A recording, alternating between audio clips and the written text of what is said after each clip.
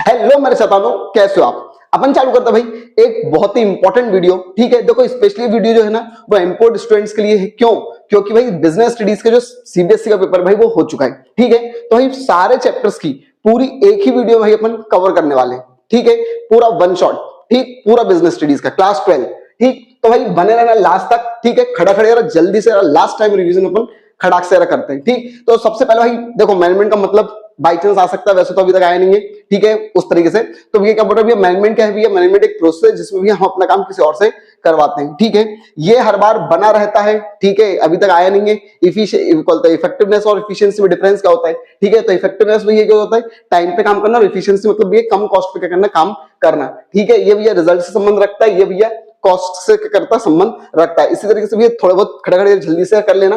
Producing target production time, time पे काम करने को ये प्राथमिकता देता है। ये किसको करता है भैया? मिनिमम कॉस्ट पे काम प्रोडक्शन हो सके उस पे काम करता है। ठीक है, मेन बेसिकली ये दो एक नंबर में तुमसे प्रोबेबली पूछ सकते हैं। ठीक है, चलो देन इसका भैया और आगे चलते हैं अपन भैया मैनेजमेंट की कैरेक्टरिस्टिक्स। मोस्ट इंपॉर्टेंट तरीके से भाई इसको कर लेना। ठीक है, क्योंकि ये तुमको आगे भी जो 5 चैप्टर है उनमें हेल्प करेगी। ठीक है, तो भैया मैनेजमेंट क्या करता है? गोल अचीव करने में मदद करता है। मैनेजमेंट क्या भी एक यूनिवर्सल प्रोसेस, इसी को परवेसिव भी बोलते हैं। ठीक है, देन इसका भी मैनेजमेंट जो होता है वो ग्रुप में काम किया जाता है। एक इंसान क्या करता है, काम नहीं कर सकता, ग्रुप में मिलकर करना पड़ता है, काम करना पड़ता है। देन इसका भी मैनेजमेंट जो वो डायनामिक फंक्शन है, मतलब चेंज होता रहता है। ठीक, फिर इसका भी इंटेंजिबल, इसको देखे छू नहीं सकते। मैनेजमेंट एक कंटिन्यूअस प्रोसेस, निरंतर चलता रहता है, कभी भी रुकता नहीं है। ठीक है, चलो देन इसका भी क्या बोल रहे हैं, मैनेजमेंट ये क्रिएटिव भी है। मैनेजमेंट ये क्या बोलते हैं, फिल इन द ब्लैंक्स में आ सकता है, डेवलपमेंट करता है पीपल का, और थिंग्स का क्या करता है, डायरेक्शन देता है। ठीक है, मैनेजमेंट इंटीग्रेटेड अप्रोच है। प्राइमरी डायरेक्शन, मैनेजमेंट मतलब प्राइमरी क्या होता है, डायरेक्शन देना होता है। मैनेजमेंट इनबॉर्न भी है as well as acquired ability है। ठीक है, मैनेजमेंट भी है, साइंस भी और आर्ट भी है। देन इसका भी मैनेजमेंट एक प्रोफेशन भी है। फिर इसका भी इंपॉर्टेंस ऑफ मैनेजमेंट, ये भी एक इंपॉर्टेंट टॉपिक है बेटा। ठीक है, मैनेजमेंट की क्या इंपॉर्टेंस, बहुत इंपॉर्टेंट है ये भी। फिर इसके क्या बोल रहे हैं, सबसे पहले मैनेजमेंट जो होता है गोल अचीव करने में क्या करता है, मदद करता है। देन इसके बाद मैनेजमेंट इफिशियंसी इंप्रूव करने में भी क्या करता है, मदद करता है, मतलब वो कम कॉस्ट में ज्यादा से ज्यादा प्रॉफिट, उसमें क्या करता है, मदद करता है। ठीक है, फिर इसका भी मैनेजमेंट अच्छे से क्या करता है, यूज जो रिसोर्स होते हैं उनके यूटिलाइजेशन करने में भी क्या करता है भैया, मदद करता है। जो इंसान जिसमें एक्सपर्ट उसको वाला काम दो, वो बहुत अच्छे से काम करेगा। ठीक है, देन इसका भैया फॉर ओवरऑल डेवलपमेंट, भैया मैनेजमेंट क्या करता है भैया, ऑर्गेनाइजेशन में जितने भी लोग जुड़े हुए उन सभी के डेवलपमेंट में क्या करता है, योगदान देता है। ठीक है, देन इसका भी एक्सपेंशन ग्रोथ, अगर अच्छा मैनेजमेंट होगा तो वो कंपनी को बहुत जल्दी भी क्या करेगा, ग्रो करेगा और एक्सपांड करने में भी मदद करेगा। थोड़ा सा जल्दी जल्दी लेकर चलेंगे अपन, क्योंकि भैया वीडियो इतनी ज्यादा बड़ी ना हो जाए। ठीक, और अपना पूरा रिवीजन खड़ा खड़ा यार खत्म हो जाए। ठीक, तो थोड़ा सा जल्दी लेकर चलूंगा। ठीक, फिर इसका भी मैनेजमेंट एडमिनिस्ट्रेशन और ऑर्गेनाइजेशन में डिफरेंस, पहले बहुत पहले कभी ये आता था। ठीक है, अभी तक ये अब ये बीच में आना बंद हो गया है। ठीक है, तो नॉर्मली देख लेना, पॉलिसी बनाने में इसका काम होता है, इसका नहीं होता है। ये उसको एग्जीक्यूट करता है, ये उसको इंप्लीमेंट वगैरह करता है। डिसीजन ये इंपॉर्टेंट लेते हैं, रूटीन डिसीजन, और इनका कोई संबंध नहीं होता है डिसीजन लेने से। ये ओनर होते हैं एडमिनिस्ट्रेशन वाली, ये सर्वेंट होते हैं, और ये सिर्फ एक ढांचा होता है, फ्रेमवर्क होता है। ठीक है, एबिलिटी इनको कैसी एबिलिटी चाहिए, एडमिनिस्ट्रेटिव, इनको टेक्निकल, और इनको असिस्टेंट वाली। ठीक है, और भी बहुत सारे पॉइंट है, देख लेना भली।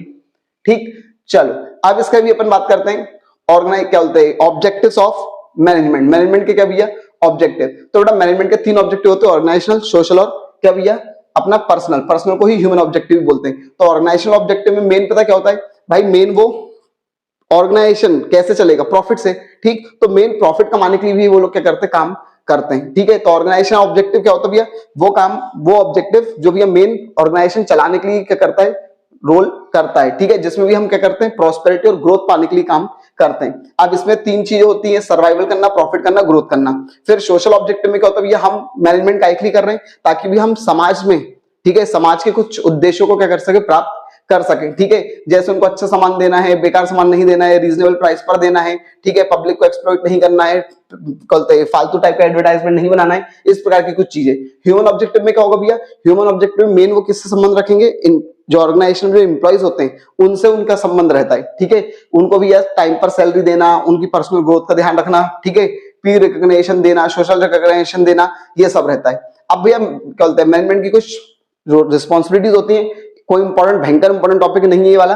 ठीक है, लेकिन नॉर्मली बाई चांस अब इस बार वो शायद से तुम लोग को 2-1 नंबर में दे दें। ठीक है, तो ये क्या बोल रहे हैं, टूवर्ड शेयर होल्डर के प्रति क्या रहता है, तो लिखी हुई है कुछ चीजें देख लेना। ठीक है, फिर इसके भी टूवर्ड वर्कर, वर्कर के प्रति क्या वो रिस्पॉन्सिबिलिटी रहती है। तो जो भी अपन ने पर्सनल ऑब्जेक्टिव पढ़े ना, वही उसमें लिख देना, ठीक। देन इसका भी कंज्यूमर और कस्टमर के प्रति क्या होता है, तो जो अभी अपन ने सोशल ऑब्जेक्टिव्स पढ़े वो ही ऑलमोस्ट उसमें आ जाएगा, ठीक है। फिर इसके भी सप्लायर के प्रति क्या रहता है, तो भैया टाइम पर उसको इंटरेस्ट वगैरह देना, उसको प्रॉपर इंफॉर्मेशन देना, ठीक है, ये सब रहता है। उसके साथ हेल्दी और अच्छा रिलेशन रखना। फिर गवर्नमेंट के प्रति क्या होता है, तो उनके रूल मानो भैया, टैक्स वगैरह टाइम पर दो भैया, ठीक है, करप्ट प्रैक्टिस वगैरह में इन्वॉल्व मत हो भैया, ठीक है, किसी पॉलिटिकल पार्टी का फेवर मत लो। फिर सोसाइटी के प्रति क्या ऑब्जेक्टिव होते हैं, तो सेम वही सोशल ऑब्जेक्टिव को अपन यहाँ पर चाहे तो लिख सकते हैं, ठीक।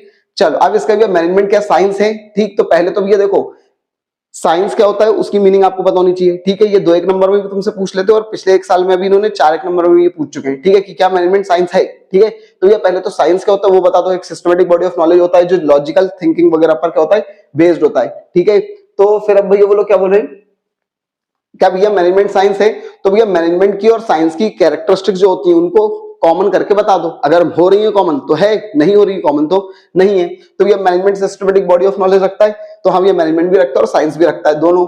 फिर इसका भैया मैनेजमेंट के जो प्रिंसिपल होते हैं और साइंस के जो प्रिंसिपल होते हैं वो भैया बहुत ज्यादा ऑब्जर्वेशन वगैरह पे क्या होता है, डिपेंड होते हैं। देन इसका भैया लेकिन क्या होता है, सम काइंड ऑफ कुछ कुछ जगहों पर भी ये नॉट प्रेजेंट इन मैनेजमेंट, ये जो फीचर होता है कुछ कुछ जगहों पर मैनेजमेंट में ये शामिल नहीं होता है। फिर इसका भी क्या हो रहा है, प्रिंसिपल बेस्ड ऑन क्या, रिपीटेड एक्सपेरिमेंट्स। कई बार हम एक्सपेरिमेंट करते हैं तब वो निकल कर आते हैं क्या, ये साइंस के प्रिंसिपल, ठीक है। तो वैसे भी मैनेजमेंट में भी ये चीज होती है, बार बार आप एक्सपेरिमेंट करते हो तब निकल कर आते हो उसके कुछ प्रिंसिपल।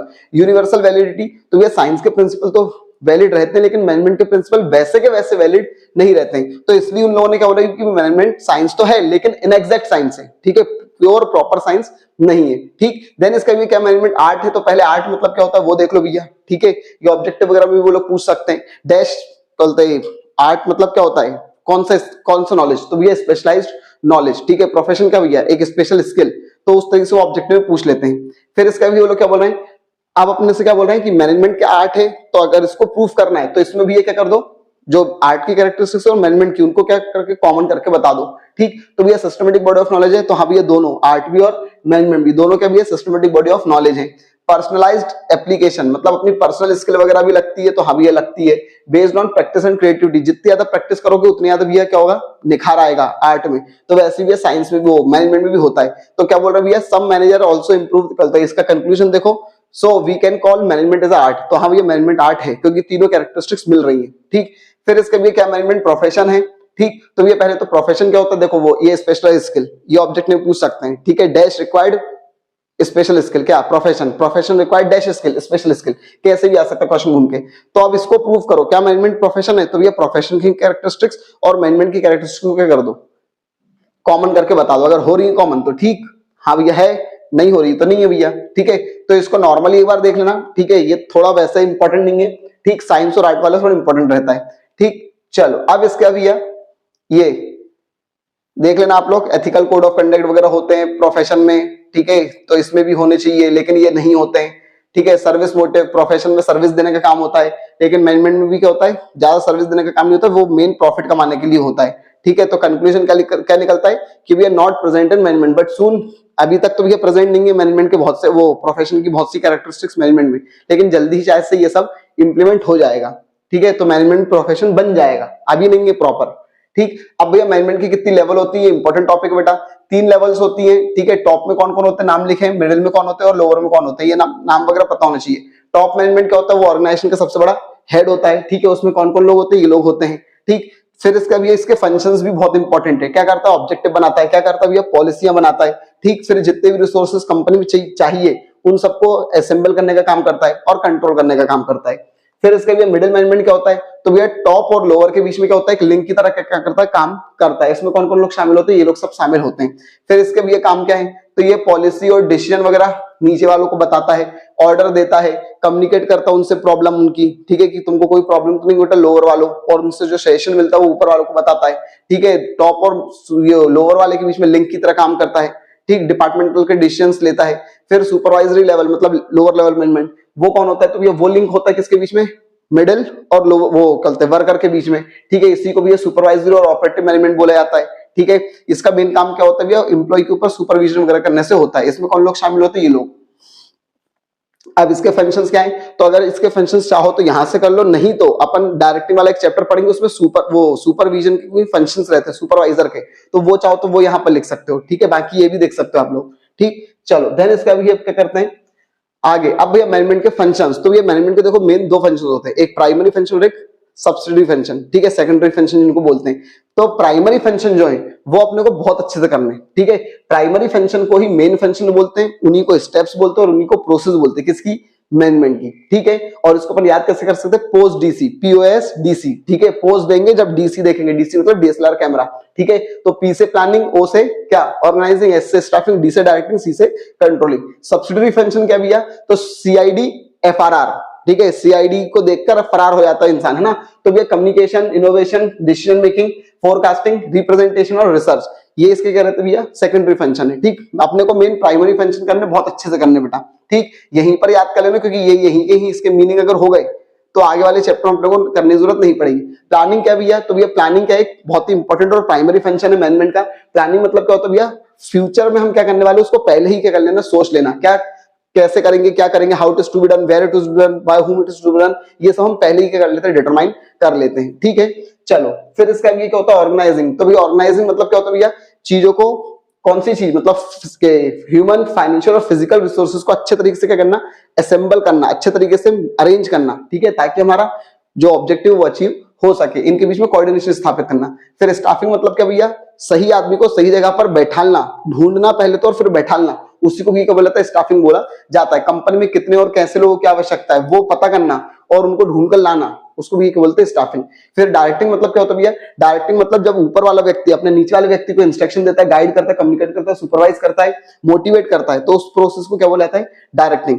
कंट्रोलिंग क्या होता है भैया, कंट्रोलिंग में देखा जाता है, चेक करा जाता है कि जो हमने प्लानिंग करी थी उसी तरीके से चीजें चल रही हैं या नहीं चल रही है, तो उसको भी क्या बोला जाता है, कंट्रोलिंग, ठीक। फिर इसका ये एक नया टॉपिक आता है, ये टॉपिक अभी तक इतना कुछ आया है नहीं बोर्ड में, ठीक। कोऑर्डिनेशन क्या होता है, तो ये कोऑर्डिनेशन एक प्रोसेस, वो एक ताकत है जो मैनेजमेंट के सारे फंक्शन को करके रखता है, बांध कर रखता है, ठीक है। तो ये कोऑर्डिनेशन का मतलब है।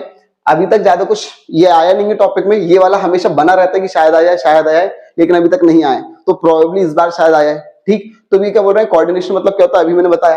कोऑपरेशन मतलब क्या होता है भैया, आपकी खुद की इच्छा दूसरों को मदद करने की, ठीक। नेचर, ये क्या होता है भैया, मैनेजर के इफर्ट्स के कारण होता है, जबकि ये अपन खुद करते हैं मदद, ठीक है। रिलेशन, इसका फॉर्मल इनफॉर्मल दोनों में जरूरत होती है, मतलब लगता है, जबकि भी ये सिर्फ इनफॉर्मल में ही पाया जाता है, कौन, कॉपरेशन, ठीक। फिर भैया नीड, ये क्या के लिए होता है भैया, कॉमन पर्पस के लिए, जब अपन लोग ग्रुप में काम करते हैं उसके लिए, और ये ग्रुप बनाने के लिए होता है क्या, कॉपरेशन, ठीक है। एम क्या है इसका देख लेने के बाद, अब इसकी कैरेक्टरिस्टिक्स जो है, ठीक है, इतनी कोई अभी तक इंपॉर्टेंट है नहीं, रही नहीं है इंपॉर्टेंट, ठीक। बाई चांस अगर आता तो ऑर्गेनाइजेशन के ही, वो मैनेजमेंट की ही तुम लोग थोड़ा बहुत चाहो तो लिख सकते हो, कंटिन्यूअस प्रोसेस ऑल लेवल पर मिलता है, ठीक है। तो कहीं ना कहीं वो वाली लिख सकते हैं अगर बाई चांस तुम ये याद नहीं कर पाते तो। अब इसके इंपॉर्टेंस क्या भी है, तो सेम वही चीज, ठीक है, मैनेजमेंट के चाहो तो लिख सकते हो, ठीक है। बट फिर भी ये वाले थोड़ा बहुत अलग, अगर अलग से देखना चाहो तो देख सकते हो। स्मूथ वर्किंग में मदद करता है, ऑर्गेनाइजेशन को चलाने में मदद करता है, सभी लोगों के एफर्ट्स को कहते हैं क्या करने में, इंटीग्रेट करने में मदद करता है, ठीक है। फिर इसका भी है यूनिटी ऑफ क्या, डिस्ट्रॉइंग डाइवर्सिटी, यूनिटी बनाकर क्या करता है, काम करता है। चलो अब इसका भी है, अब अपन आते हुए नेक्स्ट चैप्टर पर, सेकंड वाले चैप्टर भैया। सेकंड चैप्टर का नाम भी ये क्या है, प्रिंसिपल ऑफ मैनेजमेंट, ठीक। तो भैया प्रिंसिपल ऑफ मैनेजमेंट मतलब क्या होता है भैया, मैनेजमेंट में, मैनेजमेंट को चलाने के लिए जो नॉलेज, जो रूल्स, जो कॉन्सेप्ट्स होते हैं, उनको भी क्या बोला जाता है, मैनेजमेंट प्रिंसिपल बोला जाता है। जो मैनेजमेंट प्रॉब्लम को सॉल्व करने में जो रूल्स, जो कॉन्सेप्ट, जो गाइडलाइंस मदद करेंगी, उन गाइडलाइंस को, उन रूल्स को क्या बोला जाता है, मैनेजमेंट प्रिंसिपल, ठीक है। फिर इसका भी ये अभी तक आया नहीं था, मतलब नहीं आया है। मैनेजमेंट साइंस और वो मैनेजमेंट प्रिंसिपल और प्योर साइंस के प्रिंसिपल में डिफरेंस अभी तक नहीं आए, नॉर्मली एक बार देख के चले आना भली, ठीक। फिर इसका भी मैनेजमेंट प्रिंसिपल और वैल्यूज में क्या डिफरेंस है, ठीक, ये भी अभी तक आया नहीं है, बना रहता कि शायद आए। चलो अब इसका भी है, नेक्स्ट अपन आते हैं। चलो अब भी क्या लिखा है, मैनेजमेंट की, वो मैनेजमेंट प्रिंसिपल की क्या भैया, कैरेक्टरिस्टिक्स। तो ये यूनिवर्सली एप्लीकेबल रहते हैं, जितने भी प्रिंसिपल है वो सब जगहों पर लगते हैं। ये बस एक जनरल गाइडलाइन है कि आपको ऐसा ऐसा फॉलो करना चाहिए, ठीक है। फिर इवेल्युएशन फाउंड बाय प्रैक्टिस, बहुत ज्यादा प्रैक्टिस करने के बाद ये कुछ प्रिंसिपल्स निकल कर आए हैं, ठीक है, बहुत सारा अध्ययन कराए। फिर इसका भी है फ्लेक्सिबल, ये भी कैसे होते हैं, फ्लेक्सिबल होते हैं, लचीले होते हैं, ठीक है, रिजिड नहीं होते हैं। बिहेवियरल इन नेचर, जो प्रिंसिपल होते हैं मैनेजमेंट के प्रिंसिपल, वो बिहेवियरल इन नेचर होते हैं। बिहेवियरल का मतलब क्या होता है भैया, अलग व्यक्ति होगा तो उस पर अलग तरीके से क्या किया जाएगा, इस्तेमाल किया जाएगा। Based on cause and effect relationship, contingent. चलो ये वाले थोड़े से देख लेंगे, ऑब्जेक्टिव में आ सकते हैं। Flexible not rigid, management principle जो होते हैं वो फ्लेक्सिबल होते हैं, रिजिड नहीं होते। फंडामेंटल ट्रूथ होते हैं लेकिन एब्सोल्यूट नहीं होते। डायनेमिक होते हैं, अफेक्टेड बाय ह्यूमन बिहेवियर होते हैं और रूल से अलग होते हैं। ये सब ऑब्जेक्टिव में आ सकती है ये वाले। ठीक, चलो अब इसका भी अपन बात करते हैं कि भैया मैनेजमेंट के प्रिंसिपल की क्या इंपॉर्टेंस। तो भैया सबसे पहले इंपॉर्टेंस क्या बोल रहे हैं भैया, providing manager with full insight. ठीक, मैनेजर को पूरी रियल पिक्चर बताते कि भैया तुमको असल में ऐसी ऐसी चीजें करनी है। ठीक है, ऑप्टिमम यूटिलाइजेशन ऑफ रिसोर्सेज। भैया उनसे एक और चीज मदद क्या होती है भैया, अगर आप प्रिंसिपल का अच्छे से इस्तेमाल करोगे तो भैया आपकी जो रिसोर्स है उनका बहुत अच्छे से क्या कर सकते हो, आप इस्तेमाल कर सकते हो। साइंटिफिक डिसीजन, भाई इनका एक और एग्जांपल, एक और फायदा ये है प्रिंसिपल का कि आप भैया प्रॉपर तरीके से साइंटिफिक चीजों को कर सकते हो, अपने मैनेजमेंट में अप्लाई कर सकते हो, साइंटिफिक तरीके से डिसीजंस ले सकते हो हर चीज का। ठीक है, मीटिंग चेंजिंग एनवायरनमेंट, भैया अगर एनवायरनमेंट में कोई भी चेंज आ रहा है तो इन प्रिंसिपल के माध्यम से भी हम क्या कर सकते हैं, उनको कवर अप कर सकते हैं। ठीक, चलो अब इसका भैया दो लोग थे, एक हेनरी फ्योल और एक टेलर भैया। ठीक है, इन दोनों ने भैया मैनेजमेंट के कुछ प्रिंसिपल्स दिए हैं। तो हेनरी फ्योल का जन्म वगैरह कब हुआ था वो एक बार देख लेना भैया। ठीक है, 1841 में हुआ था, 1925 में मर गए थे भैया। ये मॉडर्न मैनेजमेंट, जनरल मैनेजमेंट और एडमिनिस्ट्रेटिव प्रिंसिपल के फादर कहे जाते हैं। ये माइनिंग इंजीनियर थे, 14 प्रिंसिपल इन्होंने दिए थे और इनकी बुक का नाम ये था भैया। ठीक है, क्लियर। चलो अब इसका भी क्या लिखा है, इन्होंने कौन कौन से प्रिंसिपल दिए थे।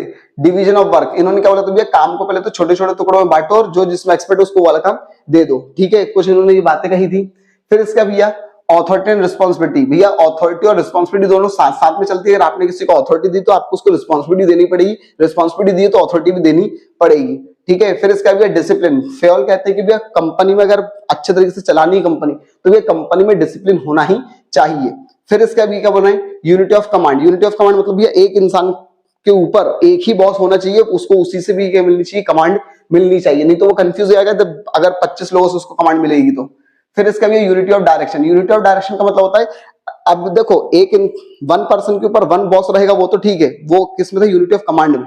ये लोग क्या बोलते हैं कि भैया एक प्लान भी होना चाहिए, ये नहीं कि अलग अलग बंदे अलग अलग प्लान बनाकर बैठे हुए, कोई इस डायरेक्शन में आ रहा कोई इस डायरेक्शन में, नहीं भैया सभी का एक ही डायरेक्शन होना चाहिए, मतलब एक ही प्लान होना चाहिए, उसी प्लान पर भी क्या करें, सब वर्कआउट करें।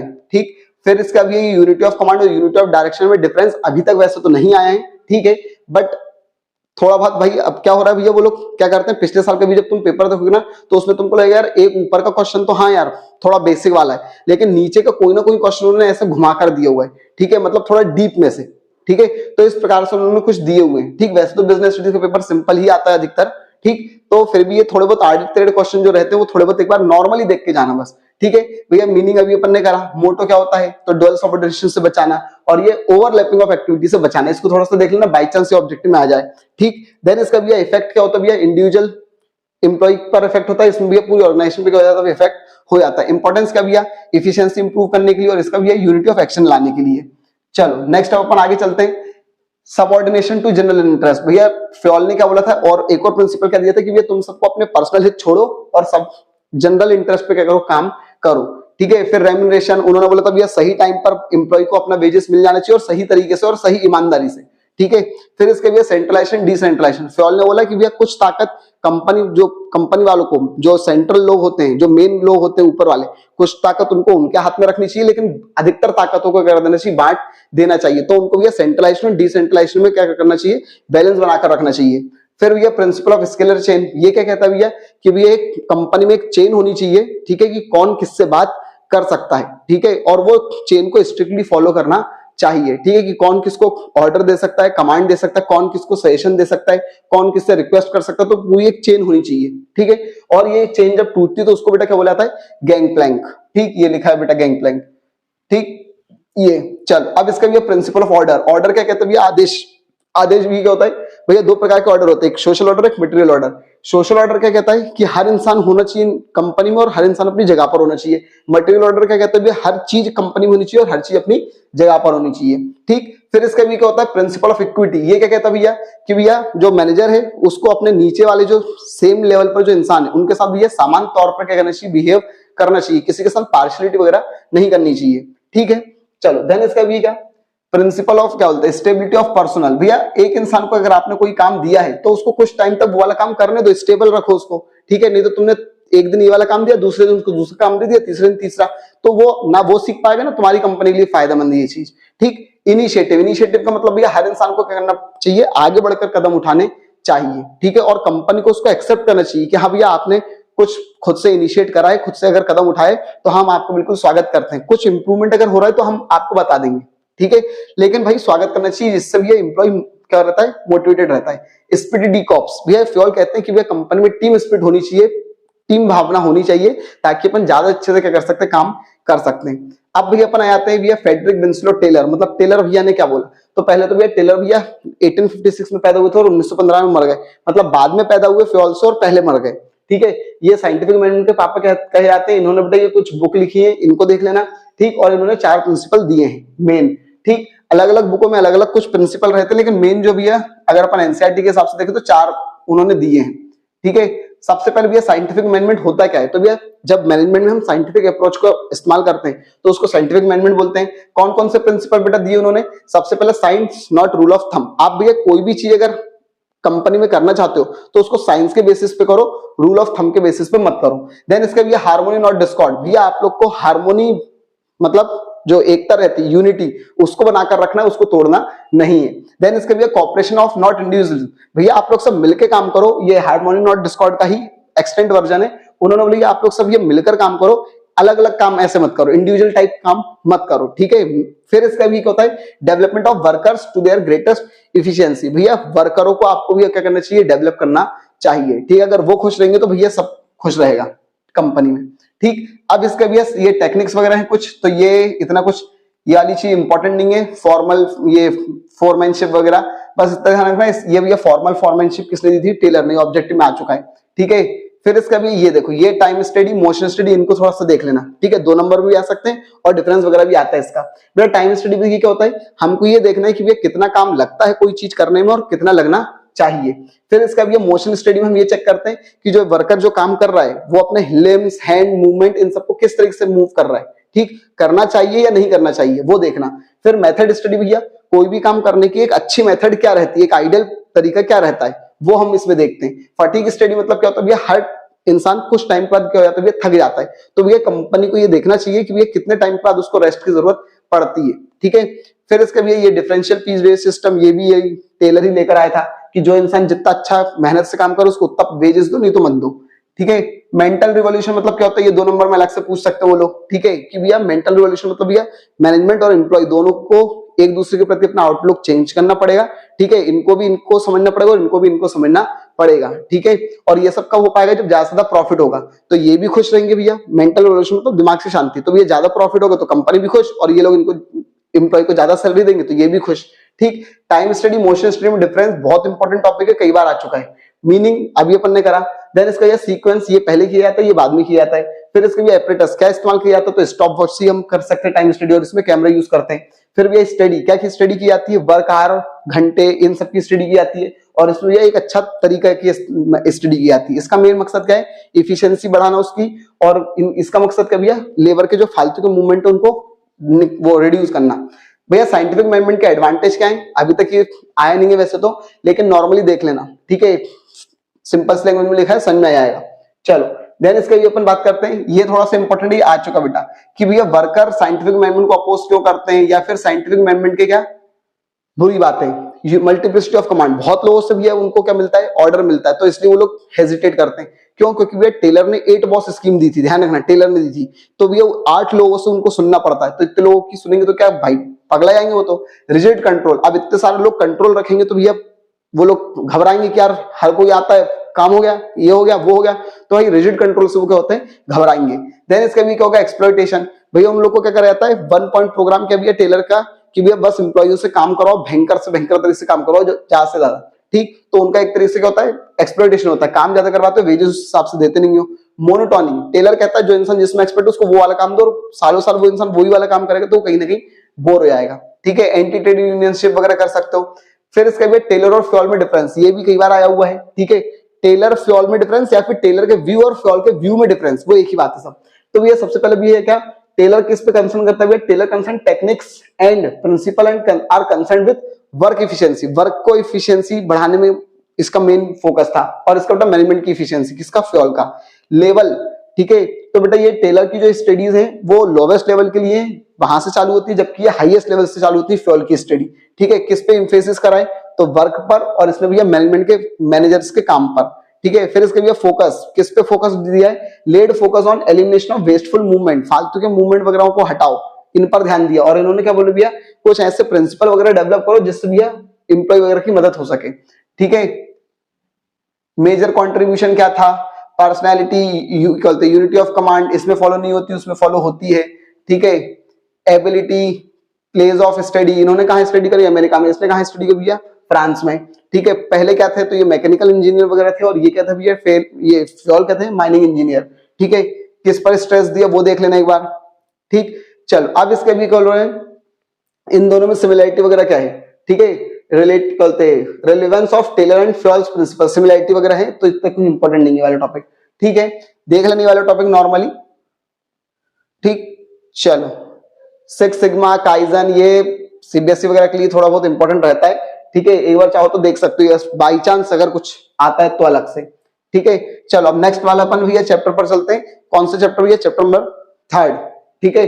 चलो तो खड़ा खड़े अपन चलते भैया। सबसे पहले भी क्या, बिजनेस एनवायरनमेंट क्या होता है भैया, बिजनेस एनवायरनमेंट मतलब भैया वो सारी चीजें, फैक्टर, फोर्सेस जो भी बिजनेस को करती है, कहीं ना कहीं अफेक्ट करती है। अब इसकी फीचर्स क्या क्या है, तो भैया सारे एक्सटर्नल फोर्सेस का टोटल को ही बिजनेस एनवायरनमेंट कहा जाता है। ये स्पेसिफिक भी होते हैं, जनरल भी होते हैं, इंटर रिलेटेड होते हैं एक दूसरे पर, ठीक है। फिर इसका भैया अनसर्टेन, भैया बिजनेस एनवायरनमेंट अनसर्टेन होता है, किसी को नहीं पता कि क्या होगा। डायनामिक टाइप के होते हैं, कॉम्प्लेक्स होते हैं, रिलेटिव होते हैं, किसी ना किसी चीज पे डिपेंड होते हैं। बिजनेस एनवायरनमेंट की इंपॉर्टेंस क्या है, कैरेक्टर्स भी इंपॉर्टेंट थी और ये इंपॉर्टेंस भी इंपॉर्टेंट है, दोनों आते हैं बेटा। Enable the firm to identify क्या अपॉर्चुनिटी एंड गेटिंग क्या फर्स्ट मूवर एडवांटेज, भैया बिजनेस एनवायरनमेंट की अगर आप स्टडी करते हो तो आप पहले व्यक्ति हो सकते हो जो कोई अपॉर्चुनिटी ग्रैब कर ले, ठीक है। फिर help the firm in identifying threat, आपको पहले पता चल जाएगा कि आपकी कंपनी को कोई मुसीबत आने वाली है क्या। Helpful in trapping and assembling resources, इन सबको इकट्ठा करना भैया उस सब में भी मदद करता है। Help to adjust and adapt rapid change, कोई नया चेंज आ रहा है तो उसको एडजस्ट और अडेप्ट करने में भी क्या करता है, बिजनेस एनवायरनमेंट मदद करता है, ठीक है। असिस्टेंट प्लानिंग वगैरह में मदद करता है। इंप्रूवमेंट इन परफॉर्मेंस सुधारने में भी मदद करता है। इसको थोड़ा ढंग से देख लेना, ये इंपॉर्टेंट चीज है। Types of business environment, business environment कितने प्रकार के होते हैं, एक होता है इंटरनल और एक होता है एक्सटर्नल। इंटरनल जो कंपनी के हाथ में है कंट्रोल करने में, और ये जो बियॉन्ड द कंट्रोल, कंपनी के कंट्रोल में नहीं है। अब इसमें भी दो होते हैं, माइक्रो और मैक्रो। माइक्रो मतलब जो सिर्फ अपनी ही कंपनी को अफेक्ट करे, और मैक्रो मतलब जो सभी कंपनी को करे अफेक्ट करे, ठीक है। फिर इसका भी इकोनॉमिक एनवायरनमेंट क्या होता है, सोशल एनवायरनमेंट क्या होता है, तो इन सब की डेफिनेशन वगैरह, मीनिंग वगैरह मैंने एक जैसी करवाई है, ठीक है। पढ़कर देखना, अपने आप समझ जाओगे कि हाँ एक कैसे बनेगा, ठीक है। तो ये सब पॉइंट देख लेना। चलो अब इसका भी ये सोशल एनवायरनमेंट क्या है ना, ये रहा सोशल एनवायरनमेंट। सोशल एनवायरनमेंट का मीनिंग क्या होता है, ठीक है, कौन कौन सी चीजें उससे संबंध रखती हैं। पॉलिटिकल एनवायरनमेंट, ठीक, सबका मीनिंग एक जैसा है, एक जैसा ही करना है, ठीक है। By economic environment, economic environment क्या होता है भैया, वो एनवायरनमेंट जो बिजनेस को जो इकोनॉमिक चीजें अफेक्ट करती है, तो इकोनॉमिक एनवायरनमेंट। वो चीजें जो सोशल चीजें जो बिजनेस को अफेक्ट करती है वो सोशल एनवायरनमेंट। वो पॉलिटिकल चीज जो बिजनेस को अफेक्ट करती है वो पॉलिटिकल एनवायरनमेंट। तो इसी तरीके से सबका मीनिंग बन जाएगा, ठीक है। लीगल एनवायरनमेंट क्या होता है, ठीक है, लीगल एनवायरनमेंट में ये देख लेना कंज्यूमर को बचाने के कौन कौन से लॉ हैं, और शेयर होल्डर वगैरह को बचाने के कौन कौन से लॉ हैं, ठीक है। फिर टेक्नोलॉजिकल एनवायरनमेंट क्या होता है, ठीक है, ये ऑब्जेक्टिव है बेटा कि भैया टेक्नोलॉजी का डार्क एस्पेक्ट्स क्या है, पॉल्यूशन। फिर इसका भैया डेमोग्राफिक एनवायरनमेंट है, फिजिकल एनवायरनमेंट है, इंटरनेशनल एनवायरनमेंट है। इंटरनेशनल एनवायरनमेंट क्या होता है, हमेशा चेंज होता रहता है, ठीक है। चलो अब इसका भैया इकोनॉमिक एनवायरनमेंट, इंडिया का इकोनॉमिक एनवायरनमेंट क्या है, तो तीन टुकड़ों में बटा है भैया। इंडिपेंडेंस से पहले 1947 से 1991 तक, फिर 1991 के बाद क्या हुआ। तो इकोनॉमिक रिफॉर्म क्या होता है, इसका मीनिंग आ चुका है कई बार, ठीक है। इकोनॉमिक रिफॉर्म मतलब ये जब हमने अर्थव्यवस्था को सुधारने के लिए जो हमने कुछ कदम उठाए थे, तो उन कदम उठाने को जो क्या बोला जाता है, इकोनॉमिक रिफॉर्म, ठीक है। अब इकोनॉमिक रिफॉर्म के ऑब्जेक्टिव्स क्या थे, थोड़ा सा इंपॉर्टेंट है, ठीक है, देखना एक बार इसको। लिबरलाइजेशन, ये इन सब के मीनिंग वगैरह आ चुके हैं, कई बार आ चुके हैं। लिबरलाइजेशन मतलब ये जब कंट्री कुछ फालतू के रेस्ट्रिक्शंस को हटाती है तो उसको लिबरलाइजेशन बोला जाता है, और अपने ट्रेड को थोड़ा सा कॉम्पिटिटिव बनाती है, ठीक है। लिबरलाइजेशन के तहत क्या हुआ, तो ये लाइसेंसिंग पॉलिसी, ध्यान रखना ये 6 कंपनी है जिनको लाइसेंस लेना जरूरी है, ठीक है। MRTP एक्ट से वो मिल गया था अपने को राहत वगैरह, ये सब। प्राइवेटाइजेशन क्या होता है, तो भैया जब प्राइवेट सेक्टर को अलाउ करा जाता है, ठीक है, काम करने के लिए, तो भी उसको प्राइवेटाइजेशन बोले जाता है। इंपॉर्टेंट टॉपिक है ये सब, ठीक है, प्राइवेटाइजेशन के तहत ये सब करा जाता है। फिर ये ग्लोबलाइजेशन क्या है, तो ये जब वर्ल्ड इकोनॉमिक्स इंटरेक्ट करती है इंडियन फील्ड में, ठीक है, कहा गया इंडियन फील्ड में जब इंटरेक्ट करती है, आपस में मिलती है, तो ये उसी को क्या बोला जाता है, ये ग्लोबलाइजेशन बोला जाता है। इसके दो ऑब्जेक्टिव वगैरह देख लेना, दो ऑब्जेक्टिव आ सकते हैं इसके, ठीक है। चलो अब इसका भैया मॉडर्नाइजेशन मतलब क्या होता है, तो ये मॉडर्नाइजेशन मतलब नई टेक्नोलॉजी को अपनाने को मॉडर्नाइजेशन बोला जाता है, ठीक। डिमोनेटाइजेशन का मीनिंग आ चुका है, ठीक है। तो डिमोनेटाइजेशन मतलब क्या होता है भैया, जब करेंसी जो होती है उनको लीगल स्ट्रिप से हटा दिया जाता है, ठीक है, खत्म कर दिया जाता है कि अब वो लीगल टेंडर नहीं है, तो उसको भी क्या बोला जाता है, डिमोनेटाइजेशन बोला जाता है। इसके दो एडवांटेज वगैरह कम से कम आपको करने ही करने हैं, ठीक है। दो एडवांटेज वगैरह कि भैया कैशलेस इकोनॉमी बनाना था इसलिए हमने करा, ब्लैक मनी को हटाना था इसलिए हमने करा, ठीक है, करप्शन को कम करना था इसलिए हमने करा। तो यही ऑब्जेक्टिव और यही उसके मतलब एडवांटेज है और यही उसके रीजन भी बन जाएंगे, ठीक है। नेक्स्ट चैप्टर पर अपन आते हैं भैया, 4th चैप्टर प्लानिंग। प्लानिंग भी ये क्या होती है, तो प्लानिंग भी ये क्या होता है, अपन ने मीनिंग अभी पढ़ा था। इसकी फीचर्स वगैरह क्या होते हैं, तो वो एक बार देख लेना बेटा, ठीक। ऑलमोस्ट सेम है मैनेजमेंट जैसे ही, ठीक, कुछ कुछ अपन अलग भी कर सकते हैं, ठीक है। ये देखो पूरा ये वाला फ्यूचरिस्टिक होता है, फॉरवर्ड लुकिंग होता है, ये थोड़ा ढंग से कर लेना। कंटिन्यूअस है, डिसीजन इन्वॉल्व करता है, डिसीजन लेने में मदद करता है। ध्यान रखना, planning facilitates in decision making, decision लेने में क्या करता है, मदद करता है। प्लानिंग मेंटल एक्सरसाइज है, ये भी ऑब्जेक्टिव है बेटा, ठीक है। अब इसके लिए मैनेजमेंट की इंपॉर्टेंस क्या है, तो मैनेजमेंट भी डायरेक्शन देता है, ठीक है, कि आपको क्या कदम उठाना है, रिस्क को रिड्यूस करता है, कम करता है, ठीक है। क्या बोलते हैं, ओवरलैपिंग ऑफ वेस्टफुल एक्टिविटी को कम करता है ताकि वापस से वही काम कोई और ना कर ले। प्रमोट इनोवेशन, इनोवेशन आइडिया को लेकर आता है। Planning facilitate decision making, important बेटा ऑब्जेक्टिव आता है, ठीक है। चलो फिर इसका भैया ये इसके क्या होगा भैया, अब इंपॉर्टेंस, ठीक है। फिर इसका भैया लिमिटेशंस, इंपॉर्टेंट टॉपिक, ठीक है, कि भैया प्लानिंग की क्या लिमिटेशंस है। तो भैया सबसे पहले भैया प्लानिंग लीड्स टू रिजिडिटी, भैया प्लानिंग रिजिडिटी को क्या करता है, कहीं ना कहीं बढ़ा देता है। प्लानिंग में नॉट इन डायनेमिक एनवायरनमेंट, ठीक है। प्लानिंग क्या होता है, कई बार क्या होता है कुछ डायनेमिक चीजें होती है तो वहां पर प्लानिंग काम नहीं कर सकती, ठीक है, जो अधिकतर चेंज होती रहती है। रिड्यूस क्रिएटिविटी, भाई आपने एक बार प्लान करके रख लिया कि आपको ऐसा ही करना है, तो कोई नया इंसान कोई नई क्रिएटिविटी लेकर आएगा तो आप उसको अलाउ नहीं करोगे। फिर ये प्लानिंग इन्वॉल्व ह्यूज कॉस्ट, बहुत ज्यादा पैसा लगता है प्लानिंग वगैरह करने में भी कई बार, ठीक, टाइम भी बहुत ज्यादा लगता है, ठीक है। फिर और ये गारंटी भी नहीं है कि वो सब होगा सही, ठीक है। फिर ये planning does not give guarantee success, success मिलेगी नहीं मिलेगी गारंटी नहीं देता है। लैक ऑफ एक्यूरेसी, बिल्कुल सटीक वैसा का वैसा हो जाए ऐसा जरूरी नहीं है। प्लानिंग की प्रोसेस इंपॉर्टेंट है, ये आई हुई है कई बार, ठीक। कई बार वो देखो तुमसे बोल देंगे सिर्फ चार स्टेप लिखो, ठीक है, तो 4 स्टेप लिख दो, कोई दिक्कत नहीं, ठीक। और अगर बोलते प्लानिंग की प्रोसेस लिखो तो ये पूरे पॉइंट लिख दो और 4 को क्या कर दो, एक्सप्लेन कर दो। सबसे पहले भी ऑब्जेक्टिव बनाना होता है, किसमें, प्लानिंग में। फिर भी हम क्या करते हैं, डेवलपिंग प्लानिंग प्रेमाइसेस, मतलब कुछ ऐसी अवधारणा होती है जो हमने पहले कुछ भुगत चुके हैं, तो हम पहले ही सोच लेते हैं अब वैसा वैसा हम नहीं करेंगे, तो कुछ अवधारणाएं हम पहले ही बनाकर रख लेते हैं कि इन बेसिस पे हम क्या करेंगे, प्लानिंग करेंगे। फिर लिस्टिंग द वेरियस अल्टरनेटिव, अब भाई हम कैसे कैसे वो चीज को अचीव कर सकते हैं उसके सारे रास्ते निकाल कर रखो, उनमें से फिर एक सब उनको क्या करो, इवेल्युएट करो, उन सारे रास्तों की जानकारी निकालो, ठीक है। अगर तुमको कोई चीज अचीव करनी है तो उसको पाने के बहुत सारे तरीके हैं, तो वो बहुत सारे तरीके तो तुमने निकाल लिए, लेकिन उन तरीकों को आप पहले देखो कि यार इसके क्या फायदे और क्या नुकसान है। अब जब फायदा और नुकसान देख लिया तो जिसमें सबसे ज्यादा फायदे हैं जिस रास्ते पे चलने के, उसको भी क्या कर लो, सिलेक्ट कर लो, ठीक।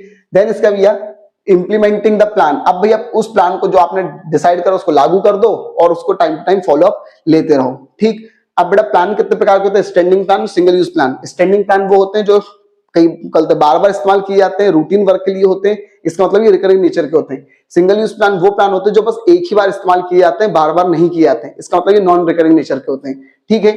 स्टैंडिंग प्लान में क्या क्या आता है, objective, strategy, policy, procedure, rule और मेथड। सिंगल यूज प्लान में बस 2 चीज आती है, बजट और प्रोग्राम। तो इन सबके मीनिंग वगैरह अपने को करने पड़ेंगे अब, ठीक है। ये सिंगल यूज प्लान मैंने तुम लोग को बता दिया क्या होता है, ठीक है। ये डबल यूज स्टैंडिंग प्लान क्या होता है वो बता दिया। सिंगल यूज और स्टैंडिंग प्लान में डिफरेंस तो देखो अपन ने नहीं है, इंपॉर्टेंट मान लो ये, ठीक है, और अभी तक आया भी नहीं है, लेकिन बाई चांस आ गया तुम लोग को, जैसे अभी एक्सेस डिमांड डेफिसिट डिमांड आ गया था इकोनॉमिक्स में, उसके डिफरेंस आ गया था, पढ़ा ही नहीं है डिफरेंस कभी, लेकिन आ गया। तो भाई मीनिंग वगैरह अगर आपने पढ़ा तो आप खुद बना सकते हो अपने दम से, ठीक है। तो भैया इस तरीके से आप भैया मीनिंग वगैरह इसका डिफरेंस वगैरह बना सकते हो। अब भैया ऑब्जेक्टिव क्या होते हैं, तो वो चीज जिनको हम पाने के लिए काम कर रहे हैं, ठीक है, जिसके लिए हमने कंपनी बनाई है, ठीक है। ऑब्जेक्टिव में भैया हमको किसको प्राथमिकता देनी है, प्रायोरिटी किसको देनी है भैया, मेन ऑब्जेक्टिव को। रियलिस्टिक होने चाहिए, फ्लेक्सिबल होने चाहिए, रिजल्ट ओरिएंटेड होने चाहिए, ये कुछ ऑब्जेक्टिव है बेटा। स्ट्रेटेजी का मतलब क्या होता है, तो ये 2-1 नंबर में ये भी पूछ लेते हैं वो लोग कई बार, ठीक है। स्ट्रेटेजी भी ये क्या होती है देख लेना, ठीक। ये ध्यान रखना लॉन्ग टर्म फिनोमिना है, ठीक है, और फीजिबल होनी चाहिए, मतलब संभव होनी चाहिए। पॉलिसी मतलब क्या होता है भैया, वो जनरल गाइडलाइन जो डिसीजन लेने में क्या करती है, मदद करती है। प्रोसीजर क्या होता है भैया, प्रोसीजर मतलब बहुत सारे टास्क की एक सीरीज होती है कि हमको भैया कोई भी काम किस तरह से करना है, ठीक। चलो देन इसका भी क्या बोल रहे हैं, ये रूल्स। रूल्स क्या होता है भैया, तो रूल्स भी कुछ स्टेटमेंट होते हैं। सबसे पहले मेथड। मेथड क्या होता है भैया, देखो प्रोसीजर में क्या था भैया, बहुत सारे टास्क थे, अब एक टास्क को कैसे कंप्लीट करना वो होती है मेथड। फिर भैया रूल्स क्या होते हैं, तो भैया रूल्स मतलब भैया कुछ स्टेटमेंट होते हैं जो बताते हैं आपको कि आपको ये करना और ये नहीं करना है, ठीक है। बजट क्या होता है भैया, तो बजट एक सिंगल यूज प्लान है, ठीक है, जो भैया न्यूमेरिकल उसमें टर्म में एक्सप्रेस किया जाता है, जिसमें एस्टिमेटेड रेवेन्यू और एस्टिमेटेड एक्सपेंडिचर होते हैं। प्रोग्राम क्या है, तो भैया प्रोग्राम एक आउटलाइन होता है कि हमको किस तरह से कोई भी प्लान को परफॉर्म करना है, ठीक है, स्टेप बाय स्टेप अप्रोच होता है ये। अब ये कुछ इंपॉर्टेंट चीजें चालू हो रही है, ये डिफरेंस वगैरह कई बार आए हुए हैं, ठीक है, ये इंपॉर्टेंट डिफरेंस है ऑब्जेक्टिव और पॉलिसी में डिफरेंस। तो पहला पॉइंट मीनिंग हो जाएगा फंडामेंटल, ये फंडामेंटल होते हैं मतलब बनाने ही पड़ते हैं, जबकि पॉलिसी नॉन फंडामेंटल होती है। फिर इसका भी क्या बोल रहे हैं, डेस्टिनेशन, ये क्या कहां जाना है वो बताता है, और ये कैसे आना है वो बताता है। फिर इसका भी क्या, डिटरमाइन, क्या डिटरमाइन किया जाता है, व्हाट वर्क क्या करना है, और पॉलिसी क्या बताती है कैसे करना है, ठीक है। फिर इसका भी ओरिजिन वाला इंपॉर्टेंट ये कर लेना, ये कहां से पैदा हुआ है, फिलॉसफी ऑफ बिजनेस से। पॉलिसी कहां से पैदा हुई है, ऑब्जेक्टिव से, ठीक। फिर इसका कौन बनाता है, टॉप मैनेजमेंट, ये कौन बनाता है, टॉप और मिडिल। पॉलिसी और स्ट्रेटेजी ये अभी तक आया नहीं है वैसे तो, ठीक।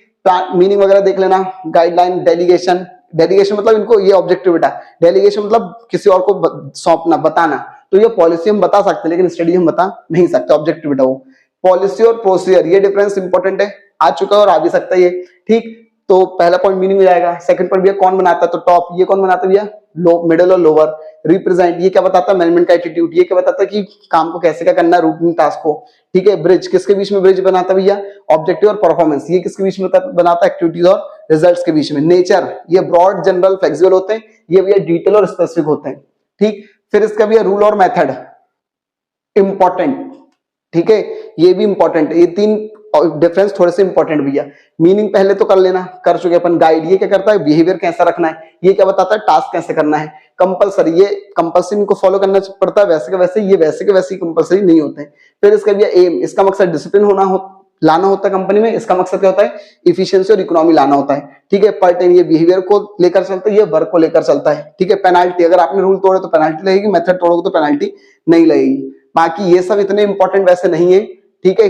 लेकिन फिर वही चीज अगर आपने मीनिंग वगैरह कुछ पढ़ी है तो आप ढंग से आप खुद अपने मन से लिख सकते हो, ठीक है। नेक्स्ट चैप्टर पर चलते भी ऑर्गेनाइजिंग। तो भी ऑर्गेनाइजिंग मतलब आपको पता है, इसकी प्रोसेस पर आओ भैया। सबसे पहले भैया identification and division of work, आप भैया पहले कामों को पहचानो कि काम है क्या असल में, और फिर उनको थोड़े छोटे छोटे टुकड़ों में क्या कर दो भैया, डिवाइड कर दो। देन इसका भी फिर आपको करना पड़ेगा। अब भैया जो एक जैसे जो काम है, उन सारे एक जैसे कामों को भी क्या करो, इकट्ठा करो और क्या बना दो, एक डिपार्टमेंट बना दो।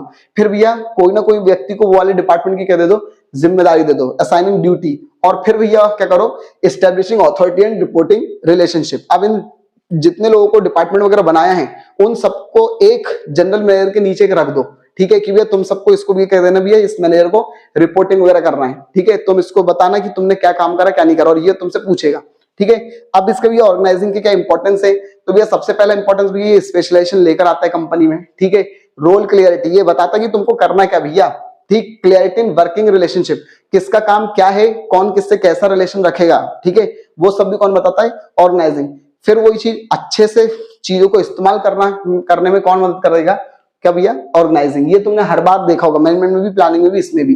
फिर भैया कोऑर्डिनेशन और इफेक्टिवनेस लेकर आना कंपनी में, वो भी यही करता है।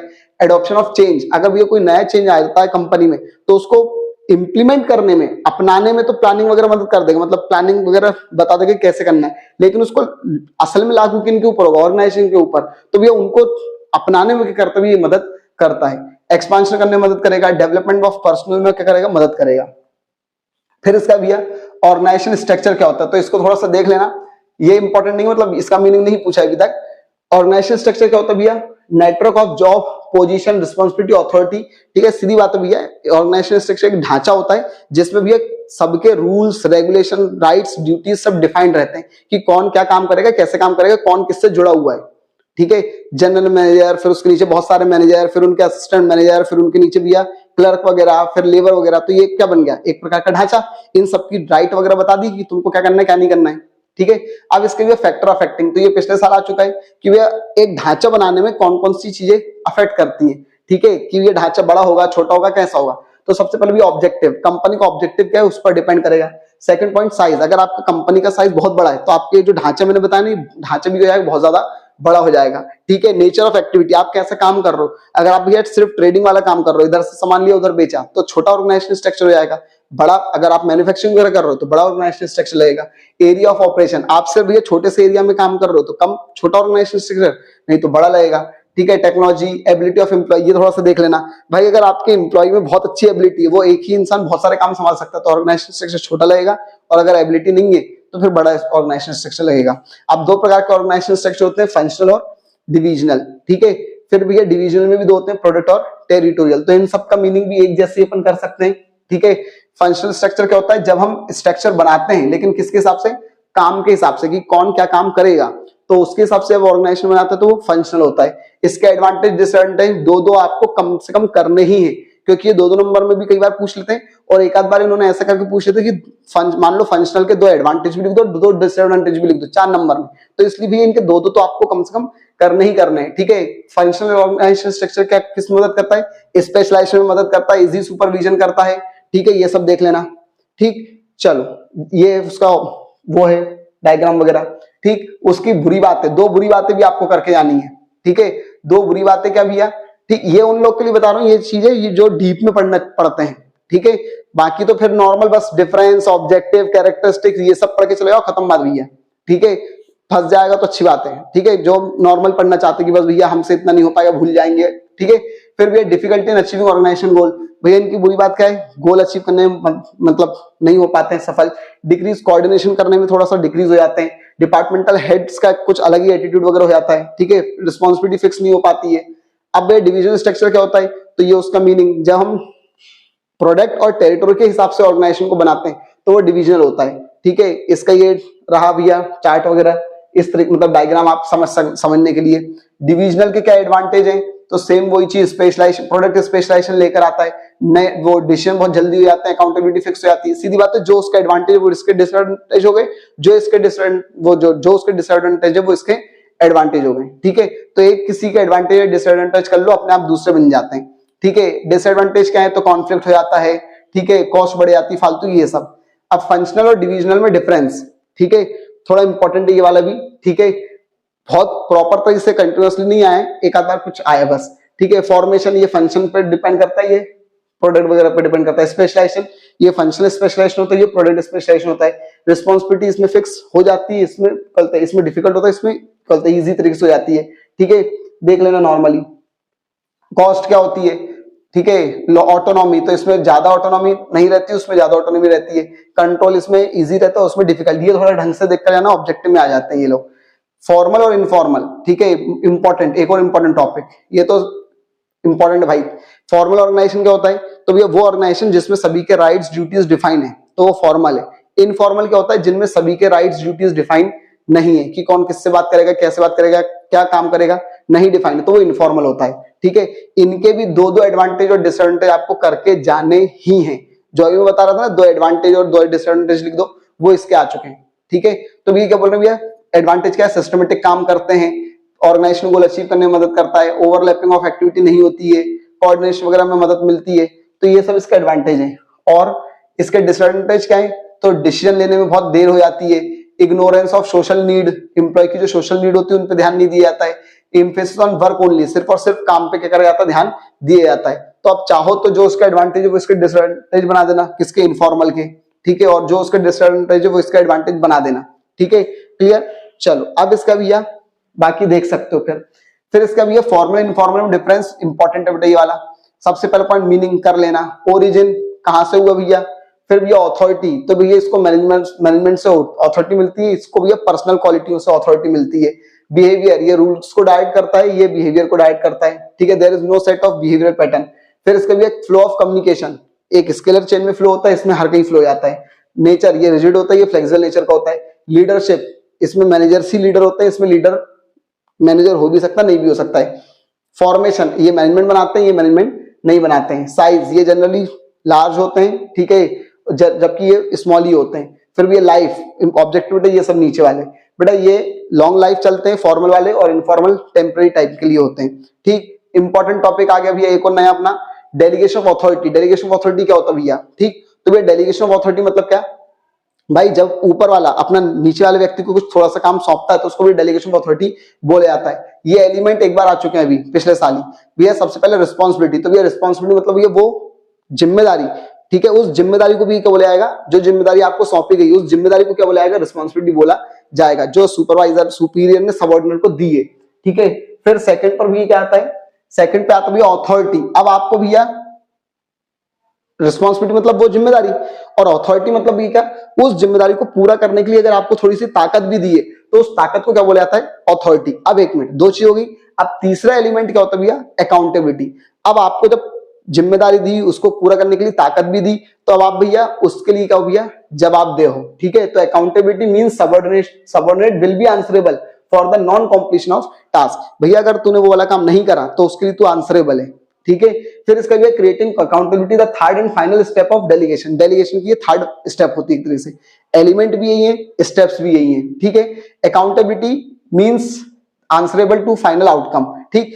ये ऑब्जेक्टिव वगैरह में पूछ लेते हैं ऐसे, ठीक है, कि भैया अथॉरिटी का मतलब क्या होता है, अथॉरिटी, ये अकाउंटेबिलिटी का मतलब क्या होता है, ठीक है। ऑब्जेक्टिव वगैरह में ट्रू फॉल्स में पूछ लेते हैं, ठीक है। चलो अब इसका भी अपन बात करते हैं, अथॉरिटी रिस्पॉन्सिबिलिटी अकाउंटेबिलिटी वगैरह में डिफरेंस एक बार करके देख लेना, ठीक है। नॉर्मल सिंपल सा पढ़ के देख लेना, ठीक है। आया नहीं है अभी तक वैसे तो, ठीक, बस वो ही आए हैं, एलिमेंट आए हैं। अब डिसेंट्रलाइजेशन क्या होता है, तो भैया डिसेंट्रलाइजेशन मतलब क्या होता है, जब ताकत पूरी कंपनी में बांट दी जाती है प्रॉपर परमानेंट तरीके से। डेलीगेशन में क्या था, मैनेजर ने बस थोड़ी सी ताकत अपने नीचे वाले व्यक्ति को दी थी, कम थोड़े बहुत टाइम के लिए। लेकिन डिसेंट्रलाइजेशन में क्या होता है, जब ऊपर वाले व्यक्ति कंपनी के जो हेड होते हैं वो सब जो जब पूरी ताकत कंपनी में बांट देते हैं परमानेंट तौर पर, तो उसको भी क्या बोला जाता है, डिसेंट्रलाइजेशन। अब दोनों के इंपॉर्टेंस क्या है, ढंग से कर लेना भैया इसको। डेवलपिंग इनिशिएटिव, ठीक है, अमंग सबऑर्डिनेट में इनिशिएटिव बढ़ाने का करते हैं ये लोग, काम करते हैं, ठीक है। Develop managerial talent for future. भाई जब तक तुम नीचे वालों को काम नहीं सौंपोगे भैया नए वाले लोग कैसे मैनेजर बनेंगे, ठीक है। जब तक भैया धोनी, कोहली, ये रोहित, इन लोग को अगर नहीं सौंपता जिम्मेदारी तो भैया ये लोग कैसे आज इतने बड़े प्लेयर बन पाते हैं, ठीक। तो नीचे वालों को सौंपना पड़ता है, ठीक है। फिर भी क्विक डिसीजन लेने में क्या करते हैं, ये दोनों ही मदद करते हैं, चाहे डिसेंट्रलाइजेशन चाहे डेलीगेशन ऑफ अथॉरिटी हो, ठीक है। रिलीफ टू टॉप मैनेजमेंट के कहीं ना कहीं क्या हो जाता है, बोझ कम हो जाता है जब नीचे वाले को काम सौंप दिया जाता। तो फैसिलिटेट्स ग्रोथ, जब भाई तुमको मैंने छोटा मोटा काम दे दिया है तो अब मैं मेन चीज पे फोकस करूंगा तो कंपनी और तेजी से ग्रो करेगी, ठीक है। चलो ये सब हो गया भैया। अब इसका भैया मोस्ट इंपॉर्टेंट भैया डेलीगेशन और डिसेंट्रलाइजेशन में का भैया डिफरेंस, ठीक है। तो भैया कंपल्सन, ये कंपलसरी नहीं होता लेकिन वो कंपलसरी होता है। Freedom of action, more control, ठीक है, इसमें लेस कंट्रोल होता है, मतलब ऊपर वाला ज्यादा उसमें ध्यान नहीं देता। स्टेटस, ये भैया क्या होता है, it is a process follow to share task. इसमें टास्क दिया जाता है जबकि इसमें पूरा पूरा डिसीजन दे दिया जाता है कि भैया तुम देखो। अब स्कोप, इसका छोटा स्कोप है उसका बड़ा स्कोप है। पर्पस, बर्डन कम करने के लिए होता है, और मेन ये सबऑर्डिनेट का रोल बढ़ाने के लिए होता है, ठीक है। लेवल, ये टॉप लेवल और कहते हैं फ्रॉम टॉप लेवल से लोअर लेवल में होता है, जबकि हर लेवल में होता है, लेवल, जोन, डिपार्टमेंट सब में होता है। नेचर, ऑब्जेक्टिविटा, ये पीस मिल टुकड़ों में होता है, ये इन ब्लॉक इकट्ठा दिया जाता है सब कुछ। पीरियड, ये जनरली शॉर्ट के लिए होता है, ये लॉन्ग के लिए होता है। नेगेशन मतलब मना करना, तो ये कंपैरेटिवली इजी होता है। मान लो नहीं करना आपको काम तो आप मना कर सकते हो, सर नहीं कर पाऊंगा मैं वाला। जबकि इसमें भैया तुझको परचेज मैनेजर बनाएगा एक इसलिए बनाए, तो इसमें आप नेगेशन नहीं कर सकते हो, ठीक है। रिस्पॉन्सिबिलिटी वगैरह देख लेना। फिर अब ये ऑर्गेनाइजिंग के कुछ प्रिंसिपल पूछ लेते हैं कई बार, ठीक है, या डायरेक्टिंग के कुछ प्रिंसिपल पूछ लेते हैं, ठीक है। तो बेटा ये बिजनेस कल तक अगर आपके पास बाई चांस कुमावत की बुक है तो कुमावत में भी ये सेकंड चैप्टर है जो उसमें सबसे लास्ट पेज पर आपको कुछ दिए हुए प्रिंसिपल, तो ये वाले आप प्रिंसिपल लिख सकते हो। क्या भैया हार्मोनी ऑफ ऑब्जेक्टिव, ठीक है, सभी के ऑब्जेक्टिव एक होने चाहिए। एक्सेप्शन मतलब भैया कुछ काम आप छोड़ दो, किन पर, सबऑर्डिनेट पर, ठीक है, और आप अपने मेन काम पर ध्यान दो। Span of control, span of control मतलब ये एक इंसान, मतलब हर व्यक्ति की कंट्रोल करने की क्या होती है, क्षमता होती है, वो कितने लोगों को कंट्रोल कर सकता है। तो टॉप वाला व्यक्ति 4-5 लोगों को कंट्रोल कर सकता है, और मिडिल वाला व्यक्ति 8 से 12 लोगों को क्या कर सकता है, कंट्रोल कर सकता है। प्रिंसिपल ऑफ डेलीगेशन, डेलीगेशन क्या कहते हैं, सीधी बात वही काम को बांटना, ठीक। प्रिंसिपल ऑफ लीडरशिप मतलब लीडर वगैरह एक अच्छा लीडर होना चाहिए ताकि वो जो क्या हो सके, काम को आगे बढ़ा सके। तो ये कुछ ऑर्गेनाइजिंग के क्या भी प्रिंसिपल है। ये एज इट मतलब थोड़े से इंपॉर्टेंट नहीं रहते हैं, ठीक है, लेकिन कई बार ये पूछ चुके हैं वो लोग, ठीक है। चलो अब अपन आगे भैया आते हैं किस पे भैया, स्टाफिंग वाले चैप्टर पर, ठीक है। ऑर्गेनाइजिंग भी अपना हो चुका है, ठीक। अब भैया अपन बात करते हैं स्टाफिंग। तो भैया सबसे पहले तो स्टाफिंग का मीनिंग वगैरह क्या होता है भैया, तो आपको पता है भाई स्टाफिंग मतलब ये जब सही व्यक्ति को हम भैया काम पर लेकर आते हैं तो भी उसको क्या बोला जाता है, स्टाफिंग। सही आदमी को सही टाइम पर सही जॉब पर बिठाने को स्टाफिंग बोला जाता है, ठीक है।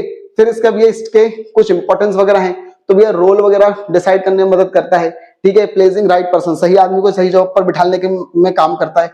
ग्रोथ ऑफ इंटरप्राइज, इंटरप्राइज की क्या होती है भैया, ग्रोथ होती है इससे।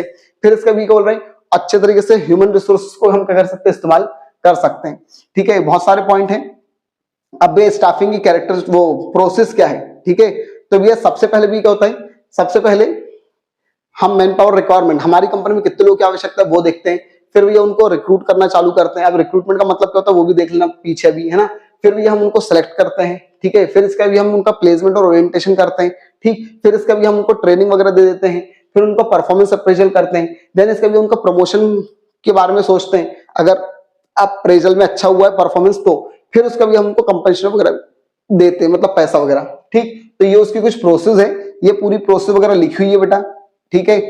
ठीक वही प्रोसेस को एक्सप्लेन वगैरह करा हुआ है। रिक्रूटमेंट का मीनिंग यहीं से पढ़ लेना। रिक्रूटमेंट मतलब अच्छे कैंडिडेट को सर्च करने को क्या बोला जाता है, रिक्रूटमेंट बोला जाता है। सिलेक्शन मतलब क्या होता है, जो कैंडिडेट अभी आए थे उनमें से भी एक अच्छे पोटेंशियल कैंडिडेट को चूज करना। रिक्रूटमेंट में सर्च, सिलेक्शन में चूज करना, ठीक है। इन दोनों का मीनिंग ढंग से देख लेना क्योंकि अभी पीछे भी अपन पढ़ेंगे इनका।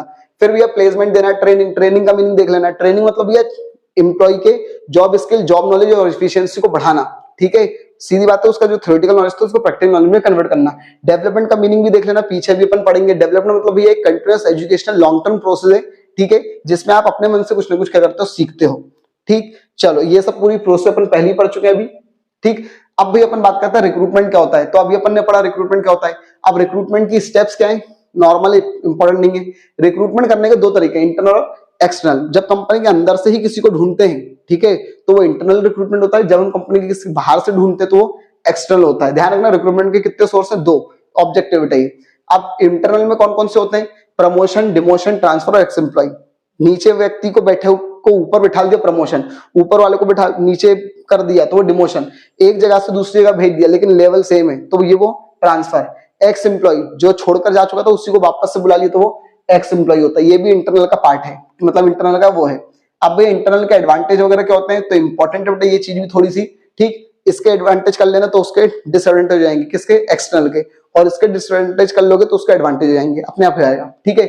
सस्ता होता है, प्रमोशन की एक तरीके से लहर चल जाती है, बेटर सर्विस मिलती है, ठीक है। जब एक को अगर प्रमोशन दे दी तो दूसरे अपने आप अच्छे से काम करेंगे।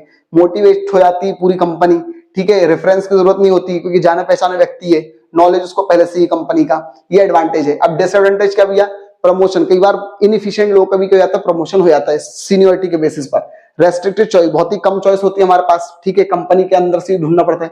इनब्रीडिंग मतलब फ्रेश टैलेंट नहीं आ पाता है। लैक ऑफ कॉम्पिटिशन, कॉम्पिटिशन ही नहीं हो पाता बिल्कुल भी, ठीक। नॉट अ कंप्लीट सॉल्यूशन, कोई कंप्लीट सॉल्यूशन नहीं है। आपको बहुत सी ऐसी चीजें होती है जिनके लिए बाहर से ही व्यक्ति को ढूंढना पड़ता है। अब एक्सटर्नल क्या होता है, तो एक्सटर्नल का मतलब अभी आपको मैंने बता दिया पहले।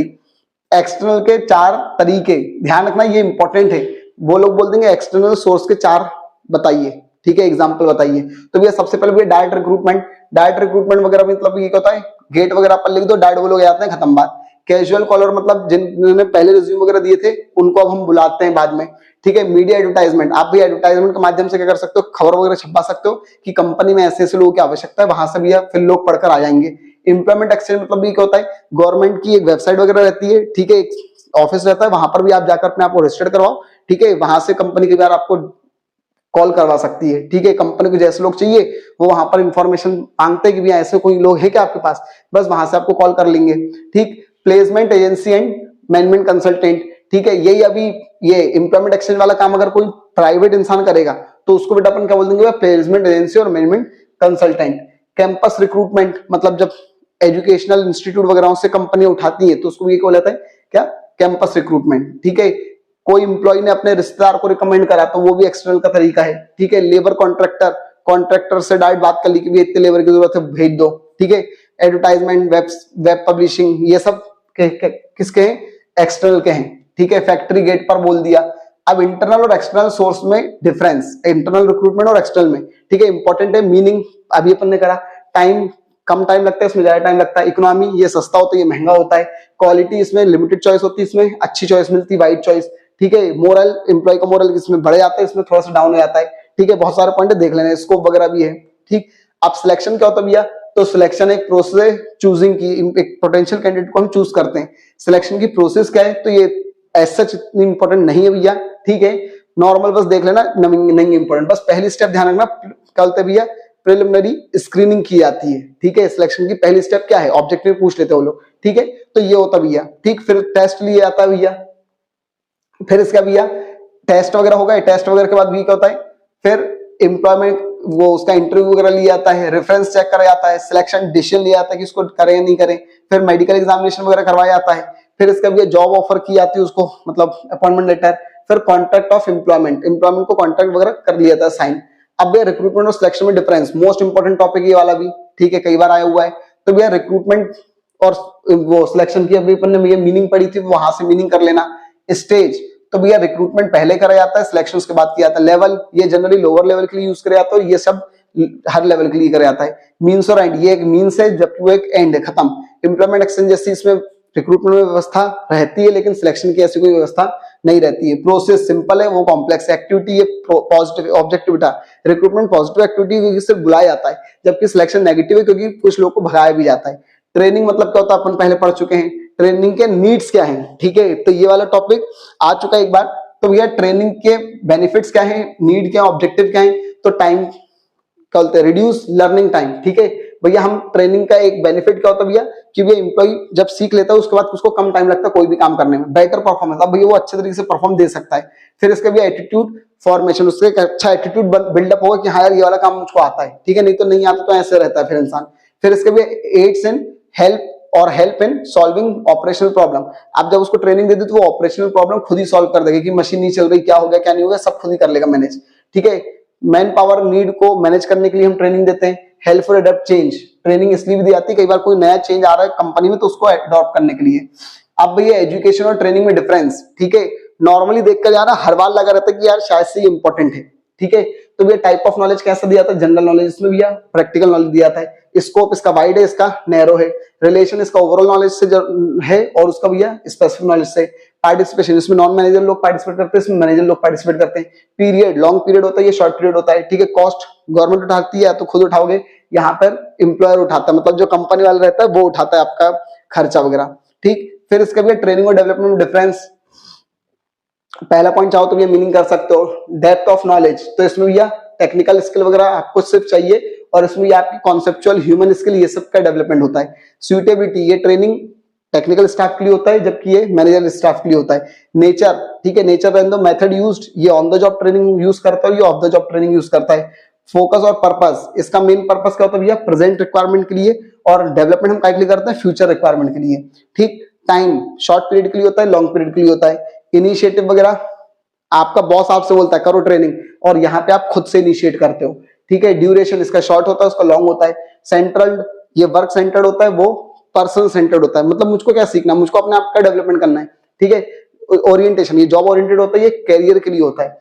फिर भैया मोटिवेशन, बाहर से आप मोटिवेट करे जाता है कि ट्रेनिंग करो ट्रेनिंग करो, और ये आपका इंटरनल मोटिवेशन होता है, आप खुद चाहते हो अपना डेवलपमेंट करना, ठीक। अब भैया ट्रेनिंग देने के दो तरीके होते हैं, ऑन द जॉब और ऑफ द जॉब, ठीक है।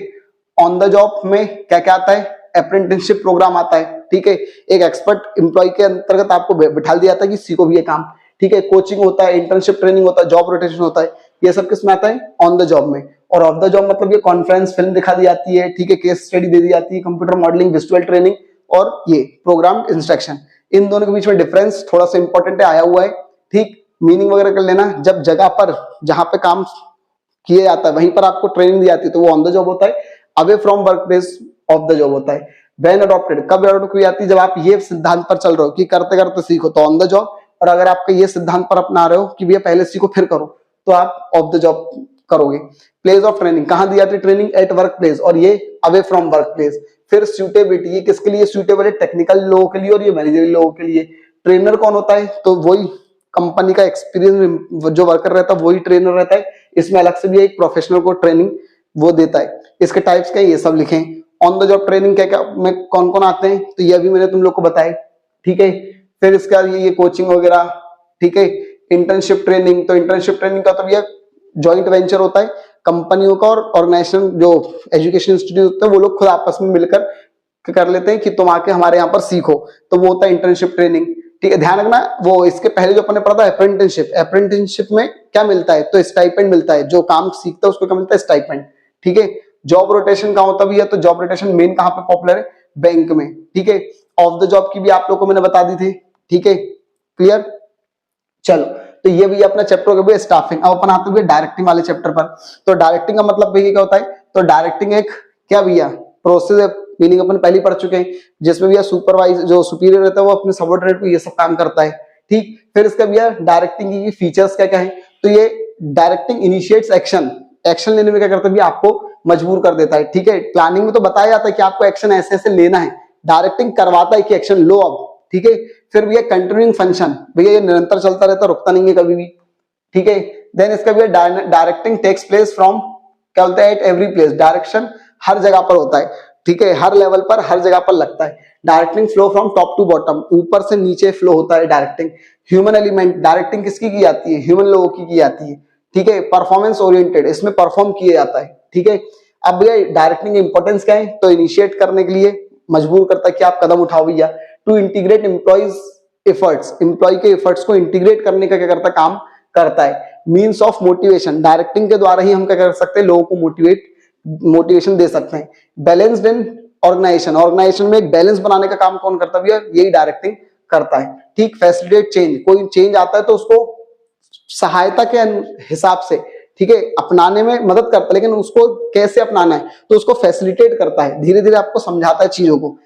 एक और इंपॉर्टेंट टॉपिक डेलीगेशन, वो कहते हैं डायरेक्टिंग के एलिमेंट्स। ठीक है, तो बहुत इंपॉर्टेंट टॉपिक भी है। डायरेक्टिंग के 4 एलिमेंट होते हैं, एलसीएम से आप याद रख सकते हो। ठीक है, एलसीएम वगैरह अपन पढ़ते हैं ना बचपन में। एल से भी है लीडरशिप, सी से कम्युनिकेशन, एम से मोटिवेशन और एस से सुपरविजन। इस तरीके से, लेकिन अपने को याद वो पढ़ेंगे अपन इस तरीके से। ठीक है, फिर इसका भी लिखा है सुपरविजन क्या होता है, तो सुपरविजन मतलब ये सुपर और विजन, जब ऊपर से अपन सबऑर्डिनेट को देखते हैं, ओवरसीन करते हैं कि इसने काम कर रहा है नहीं कर रहा है, किया नहीं किया, तो उसको भी क्या बोला जाता है, सुपरविजन बोला जाता है। सुपरवाइजर के क्या क्या काम है, तो भैया सबसे पहले वो वर्क शेड्यूल बनाते हैं कि कौन को क्या क्या काम करना है। ठीक है, सारे लेबरों का सबका वो शेड्यूल बनाता है, स्केड्यूल। फिर इसके लिए इशू रिक्वायर्ड ऑर्डर, अब ऑर्डर देता है कि तुम ये काम करो, तुम ऐसा करो, तुम वैसा करो। गाइडेंस टू सबऑर्डिनेट, सबऑर्डिनेट को अगर कोई दिक्कत हो रही तो उसको गाइड करने का काम भी कौन करता है, ये सुपरवाइजर करता है। वर्करों को इंस्पायर करता है।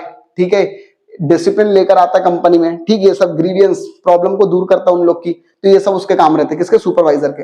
फिर इसका भैया मोटिवेशन, भैया मोटिवेशन मतलब क्या होता है, जब कहते आपके अंदर कोई आग भरी जाती है एक तरीके से। ठीक है, मोटिवेशन एक प्रोसेस जिसमें भी आपको स्टिमुलेट करा जाता है, इंड्यूस करा जाता है, किसके द्वारा, सुपीरियर के द्वारा। ठीक है, ताकि आप एक्शन लो, काम करो।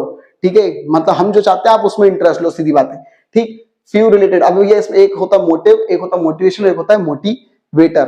ठीक है, फिर इसका भी क्या होता है, मोटिवेशन की विशेषताएं क्या है, तो ये मोटिवेशन एक साइकोलॉजिकल फिनोमिना है। ठीक है, मोटिवेशन का प्रोड्यूस गोल डायरेक्टेड बिहेवियर, आपको कदम उठाने के लिए पूरा बिहेवियर आपका वैसा कर देता है। ठीक है, ताकि आप गोल अचीव ही कर लो आप।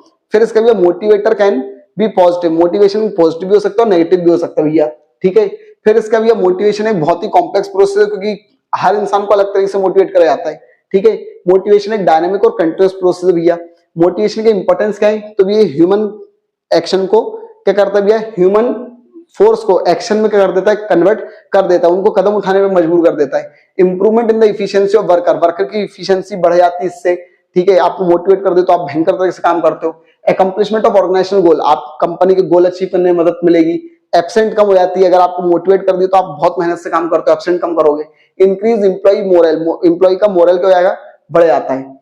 अब ये मार्शलो नाम के एक भैया थे, उन्होंने एक थ्योरी दी थी कि वे मोटिवेट कैसे किया जाता है इंसानों को। ठीक है, तो ऐसा सच ये कोई ज्यादा बहुत इंपॉर्टेंट थ्योरी नहीं है, बस ये ध्यान रखना 1943 में ये आई थी। ठीक है, अब्राहम मार्शलो नाम का एक व्यक्ति था अमेरिकन, उसने भी ये थ्योरी दी थी।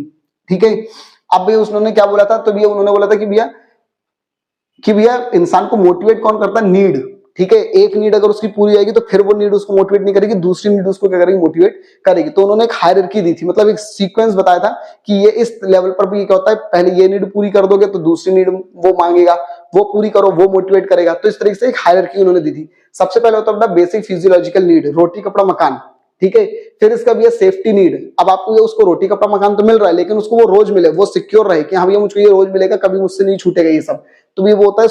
फिर सोशल सिक्योरिटी नीड, ठीक, कंपनी इसके लिए क्या करती है, उसको परमानेंट कर देती है। फिर ये सोशल नीड, अब भाई वो चाहता है कि समाज में जो जो उसके साथ वाले जो लोग हैं वो भैया उसको क्या करें, उसके दोस्त रिश्तेदार कुछ बने लोग, ठीक है। फिर इसका भी क्या होता है, स्टीम नीड। स्टीम नीड मतलब भैया दोस्त रिश्तेदार तो बन गए, लेकिन अब वो लोग उसको इज्जत भी दें, ठीक है, तो उसकी लेवल बढ़ा दी जाती है, प्रमोशन वगैरह कर दिया जाता है। फिर भैया सेल्फ एक्चुअलाइजेशन नीड, मतलब वो असल में जो बनना चाहता था वो अगर वो वाला काम कर रहा है तो वो चीज उसको करती मोटिवेट करती है। अब भैया मोटिवेट करने के लिए भी एक क्या होता है भैया, एक कुछ चीज होती है, उस चीज को भी क्या बोला जाता है, इनिशिएटिव, ठीक है, इंसेंटिव, सॉरी इंसेंटिव मतलब वो चीज जो इंसान को क्या करती है, मोटिवेट करती है। अब इंसेंटिव भैया दो प्रकार के होते हैं, एक होता है भैया फाइनेंशियल, मतलब जिसको मॉनेटरी इंसेंटिव बोला जाता है, ठीक है, मतलब सीधी बात है अगर अपन पैसे से किसको मना रहे हैं तो भैया वो क्या होता है, मॉनेटरी इंसेंटिव, ठीक है, जिसमें भी क्या कहता है, पेन अलाउंस। वो लोग पूछ सकते हैं 3 मॉनेटरी इंसेंटिव बताओ, 3 नॉन मॉनेटरी इंसेंटिव बताओ, ठीक है, तो भैया क्या बोल रहे हैं, पेन अलाउंस, मतलब जो बेसिक सैलरी मिलती है उसको भी क्या बोला जाता है, पेन अलाउंस। प्रॉफिट शेयरिंग, कई बार क्या होता है, एम्प्लॉय को बोल दिया तो भैया तुम एक काम करो, हमारे प्रॉफिट में भी शेयर मांगोगे, ठीक है, पुष्पा 4% चाहिए भैया, ठीक है। फिर इसका भी क्या होता है भैया, को पार्टनरशिप, ठीक है, हम उसको भैया पार्टनर बना लेते कई बार, ठीक है, कि 1% 2%, ठीक है। फिर इसका भी क्या बोल रहे हैं, बोनस, भैया सैलरी के ऊपर जब कुछ पैसा मिलता है तो उसको भी क्या बोला जाता है, बोनस। तो ये भी क्या होता है, फाइनेंशियल इंसेंटिव होता है, ठीक है। कमीशन बोल दो, रिटायरमेंट बेनिफिट ये अपन कर सकते हैं। रिटायरमेंट बेनिफिट मतलब ये हम उसको लालच देते कि देख अगर अच्छे से काम करेगा तो तुझको जब रिटायरमेंट होगा तब भी तुझको बहुत कुछ चीजें मिलेंगी फायदे में, ठीक है, पैसों के रूप में, ठीक। चलो अब इसका भी नॉन मॉनेटरी, मतलब बिना पैसे दिए जब हम किसी को मनाते हैं तो उसको नॉन मॉनेटरी या नॉन फाइनेंशियल इंसेंटिव बोला जाता है। इसमें भी ये क्या होता है, सबसे पहले स्टेटस, आप उसको एक स्टेटस दे दो कि यू आर मैनेजर, भैया मैनेजर और असिस्टेंट मैनेजर, तो एक स्टेटस आपने उसको दे दिया तो ये मोटिवेट हो जाता है।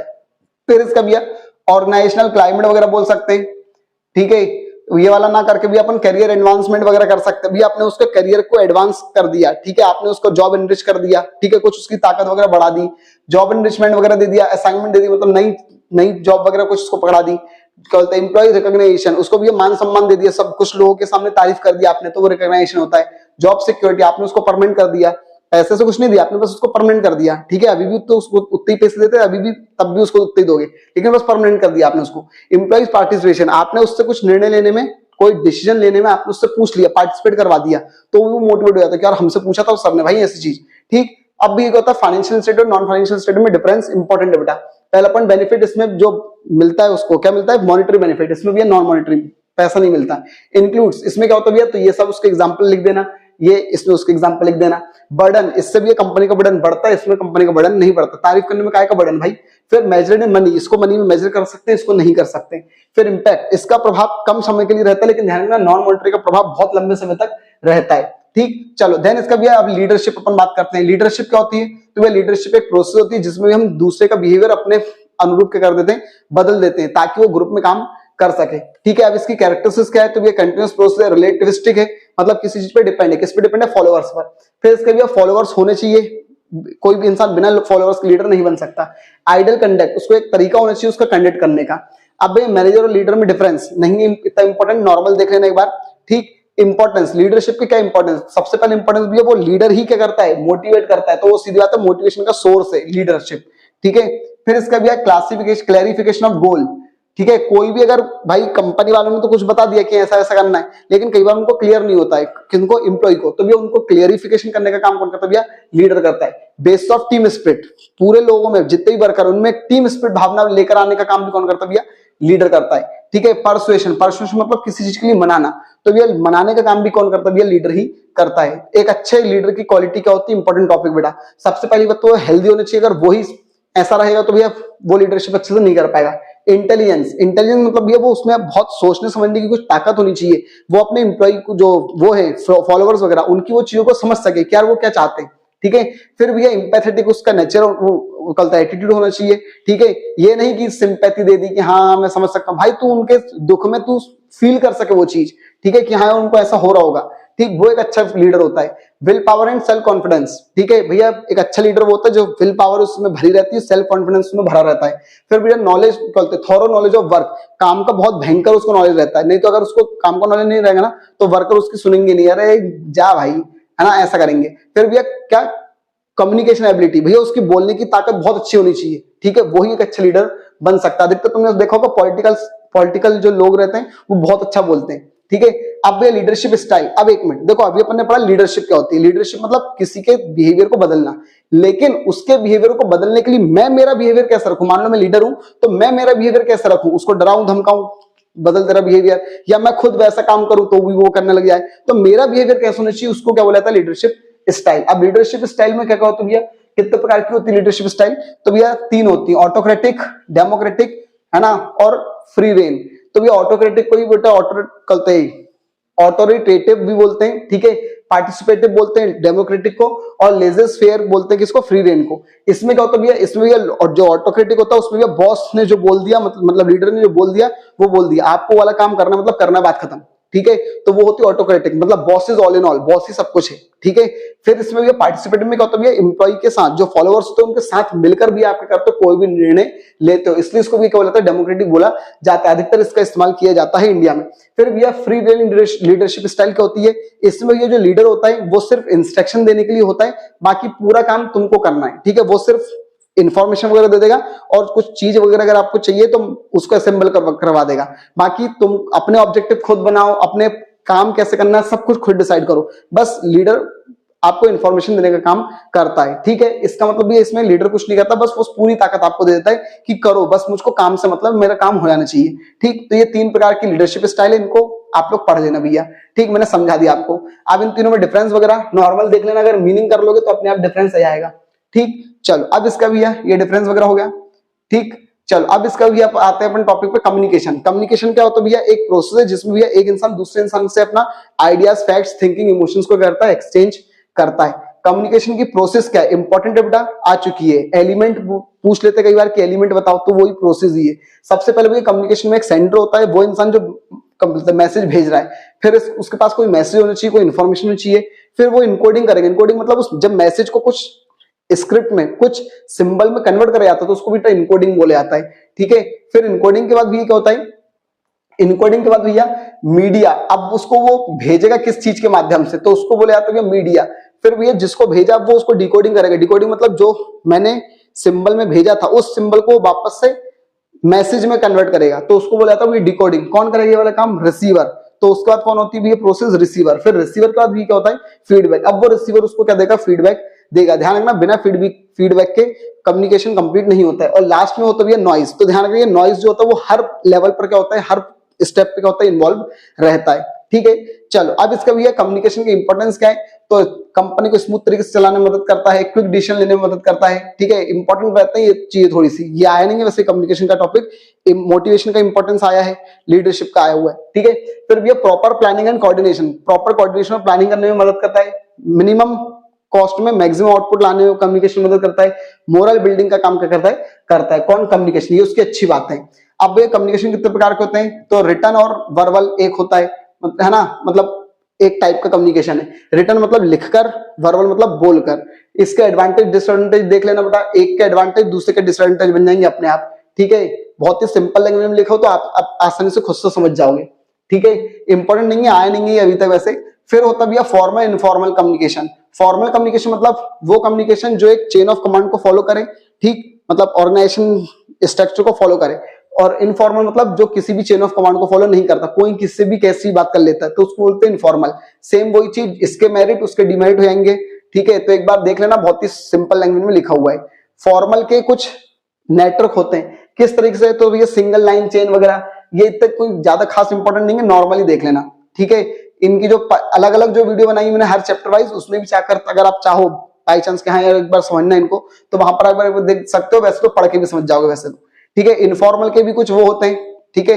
ध्यान रखना, इनफॉर्मल को ही ग्रेप वाइन कम्युनिकेशन भी बोला जाता है, बस इसका ध्यान रखना, ठीक। अब होता है डाउनवर्ड, अपवर्ड और हॉरिजॉन्टल, ठीक है। तो भैया सबसे पहले डाउनवर्ड मतलब जब ऊपर वाले नीचे वाले से बात करता तो वो डाउनवर्ड कम्युनिकेशन होता है। अपवर्ड मतलब जब ऊपर करते हैं नीचे वाला व्यक्ति ऊपर वाले से बात करता तो वो अपवर्ड होता है। हॉरिजॉन्टल मतलब सेम लेवल पर जब बैठे लोग बात करते हैं, ठीक है, तो उसको भी हॉरिजॉन्टल बोलते हैं। फाइनेंस मैनेजर पर्सनल मैनेजर से बात कर रहा है। डायगोनल मतलब क्या होता है, एक डिपार्टमेंट का ऊपर वाला व्यक्ति और दूसरे डिपार्टमेंट का नीचे वाला व्यक्ति जब आपस में बात करते हैं तो वो क्या होता है, डायगोनल, ठीक। चलो अब एक लास्ट टॉपिक है, फॉर्मल और इनफॉर्मल में भी क्या मतलब और भी यार, फॉर्मल इनफॉर्मल में डिफरेंस। तो सबसे पहला पॉइंट इंपॉर्टेंट इवैल्यूएटर टॉपिक है ना, मीनिंग। फिर इसका ये रिलेशन, इसका रिलेशन किससे होता है भैया, सबऑर्डिनेट, सुपरवाइजर, इन सब के बीच में इम्पर्सनल रिलेशन हो जाता है, ठीक है। और इसमें भी क्या होता है, पर्सनल रिलेशन होता है। नेचर, ये भी क्या होता है, मोर रिजिड, ये फ्लेक्सिबल नेचर का होता है। चैनल, ये भी एक फॉर्मल चैनल को फॉलो करता है, ये किसी भी चैनल को फॉलो नहीं करता। एक्सप्रेशंस, ये मोस्टली रिटन में होता है और ये इनफॉर्मल वाला ओरल में होता है। Need, serve the need of organisation, organisation की जरूरत है ये, ठीक है, जबकि भी ये इंडिविजुअल व्यक्ति की क्या होती है जरूरत होती है, स्पीड ये बहुत ही तेज होता है, ठीक है, सॉरी ये बहुत थोड़ा स्लो होता है और ये बहुत ज्यादा तेज होता है। फिर भैया फिक्सेशन ऑफ रिस्पॉन्सिबिलिटी, इसमें फिक्स कर दी जाएगी रिस्पॉन्सिबिलिटी कि हाँ भैया तुमने ही बात करी थी वाली, जबकि इसमें फिक्स नहीं हो पाती है, ठीक है। रिलायबलनेस वाला कर सकते हो, इस पर भरोसा कर सकते हैं, इस पर भरोसा नहीं कर सकते। अब एक टॉपिक आता है barriers of effective communication, communication को प्रभावित करने वाले क्या तत्व बोलते हैं, सॉरी एक इफेक्टिव कम्युनिकेशन को रोकने वाली चीजें, कि एक अच्छा कम्युनिकेशन को कौन कौन सी चीजें रोकती हैं। तो भैया एक होता है semantic barrier, psychological barrier, organisational barrier और पर्सनल बैरियर, ठीक। चलो तो भैया सिमेंटिक बैरियर वगैरह क्या होता है, जब कोई शब्द वगैरह से रिलेटेड, लैंग्वेज वगैरह से रिलेटेड कोई बैरियर आता है, ठीक है, मैं कुछ और समझता हूं तुम कुछ और समझते हो, तो उसको बोला जाता है सिमेंटिक बैरियर। साइकोलॉजिकल बैरियर मतलब क्या होता है भैया, मेरी साइकोलॉजिकल थिंकिंग अलग है, तुम्हारी सोच समझ अलग है, तो लेवल का फर्क आ रहा है, तो वो होता है भैया साइकोलॉजिकल। ऑर्गेनाइजेशनल बैरियर मतलब भैया संगठन में ही कुछ ऐसी चीजें हैं जिनके कारण भैया मैं तुमसे बात नहीं कर पा रहा हूं, तुम मुझसे बात नहीं कर पा रहे हो, ठीक है, तो वो होता है ऑर्गेनाइजेशनल बैरियर। पर्सनल बैरियर मतलब भैया तुम थोड़े से डर रहे हो, समझ लो शायद मुझसे बात करने से, ठीक है, कुछ पर्सनल, तुम्हारी कुछ पर्सनल प्रॉब्लम है, सुन नहीं पा रहे हो, कुछ हो रहा है, तो उसको भी बोला जाता है पर्सनल बैरियर, ठीक। अब भी इसको सुधारे कैसे, ठीक, तो भैया ये कुछ तरीके हैं, इनसे अपन क्या कर सकते हैं, उनको सुधार सकते हैं, ठीक है। वैसे तो ये इंपॉर्टेंट टॉपिक नहीं है, ठीक है, देखो वीडियो बहुत ज्यादा बड़ी हो रही है, ठीक है, इसलिए मैं यहाँ पे ही वीडियो को भैया खत्म कर रहा हूँ, ठीक है। अभी अपन जो कंट्रोलिंग वाला जो चैप्टर है, controlling, financial management, marketing management और कंज्यूमर प्रोटेक्शन एक्ट, वो चार एक चैप्टर भी अपन अलग से एक नेक्स्ट वीडियो में करेंगे, क्योंकि नहीं तो ये वीडियो बहुत ज्यादा बड़ी जाएगी, ठीक है, फिर वो एडिटिंग करने में, एक्सपोर्ट करने में और अपलोड वगैरह करने में टाइम लग जाता है, ठीक है। तो इसलिए भाई माफी चाहूंगा, नेक्स्ट वीडियो नेक्स्ट पार्ट अभी अपन इसका बनाएंगे, ऑलमोस्ट भैया 1-1.5 घंटे में मतलब ये और वो मिलाकर सब अपना खत्म हो जाएगा, ठीक है। तो बस भाई इसी तरीके से भैया चैनल को सब्सक्राइब करके रखो भाई, अनसब्सक्राइब मत करा करो, एक बार फैमिली मेंबर बन जाते हो भाई प्लीज बने रहा करो, ठीक है। और ज्यादा लोग तो भाई पहुंचाओ खड़ा खड़े रहा, ताकि अपन भैया जल्दी जल्दी और जल्दी से ग्रो कर सके, ताकि अगले साल अपन और बेहतर तरीके से परफॉर्म कर सके, ठीक है, आपका परिवार तेजी से बढ़ सके, ठीक। Thank you.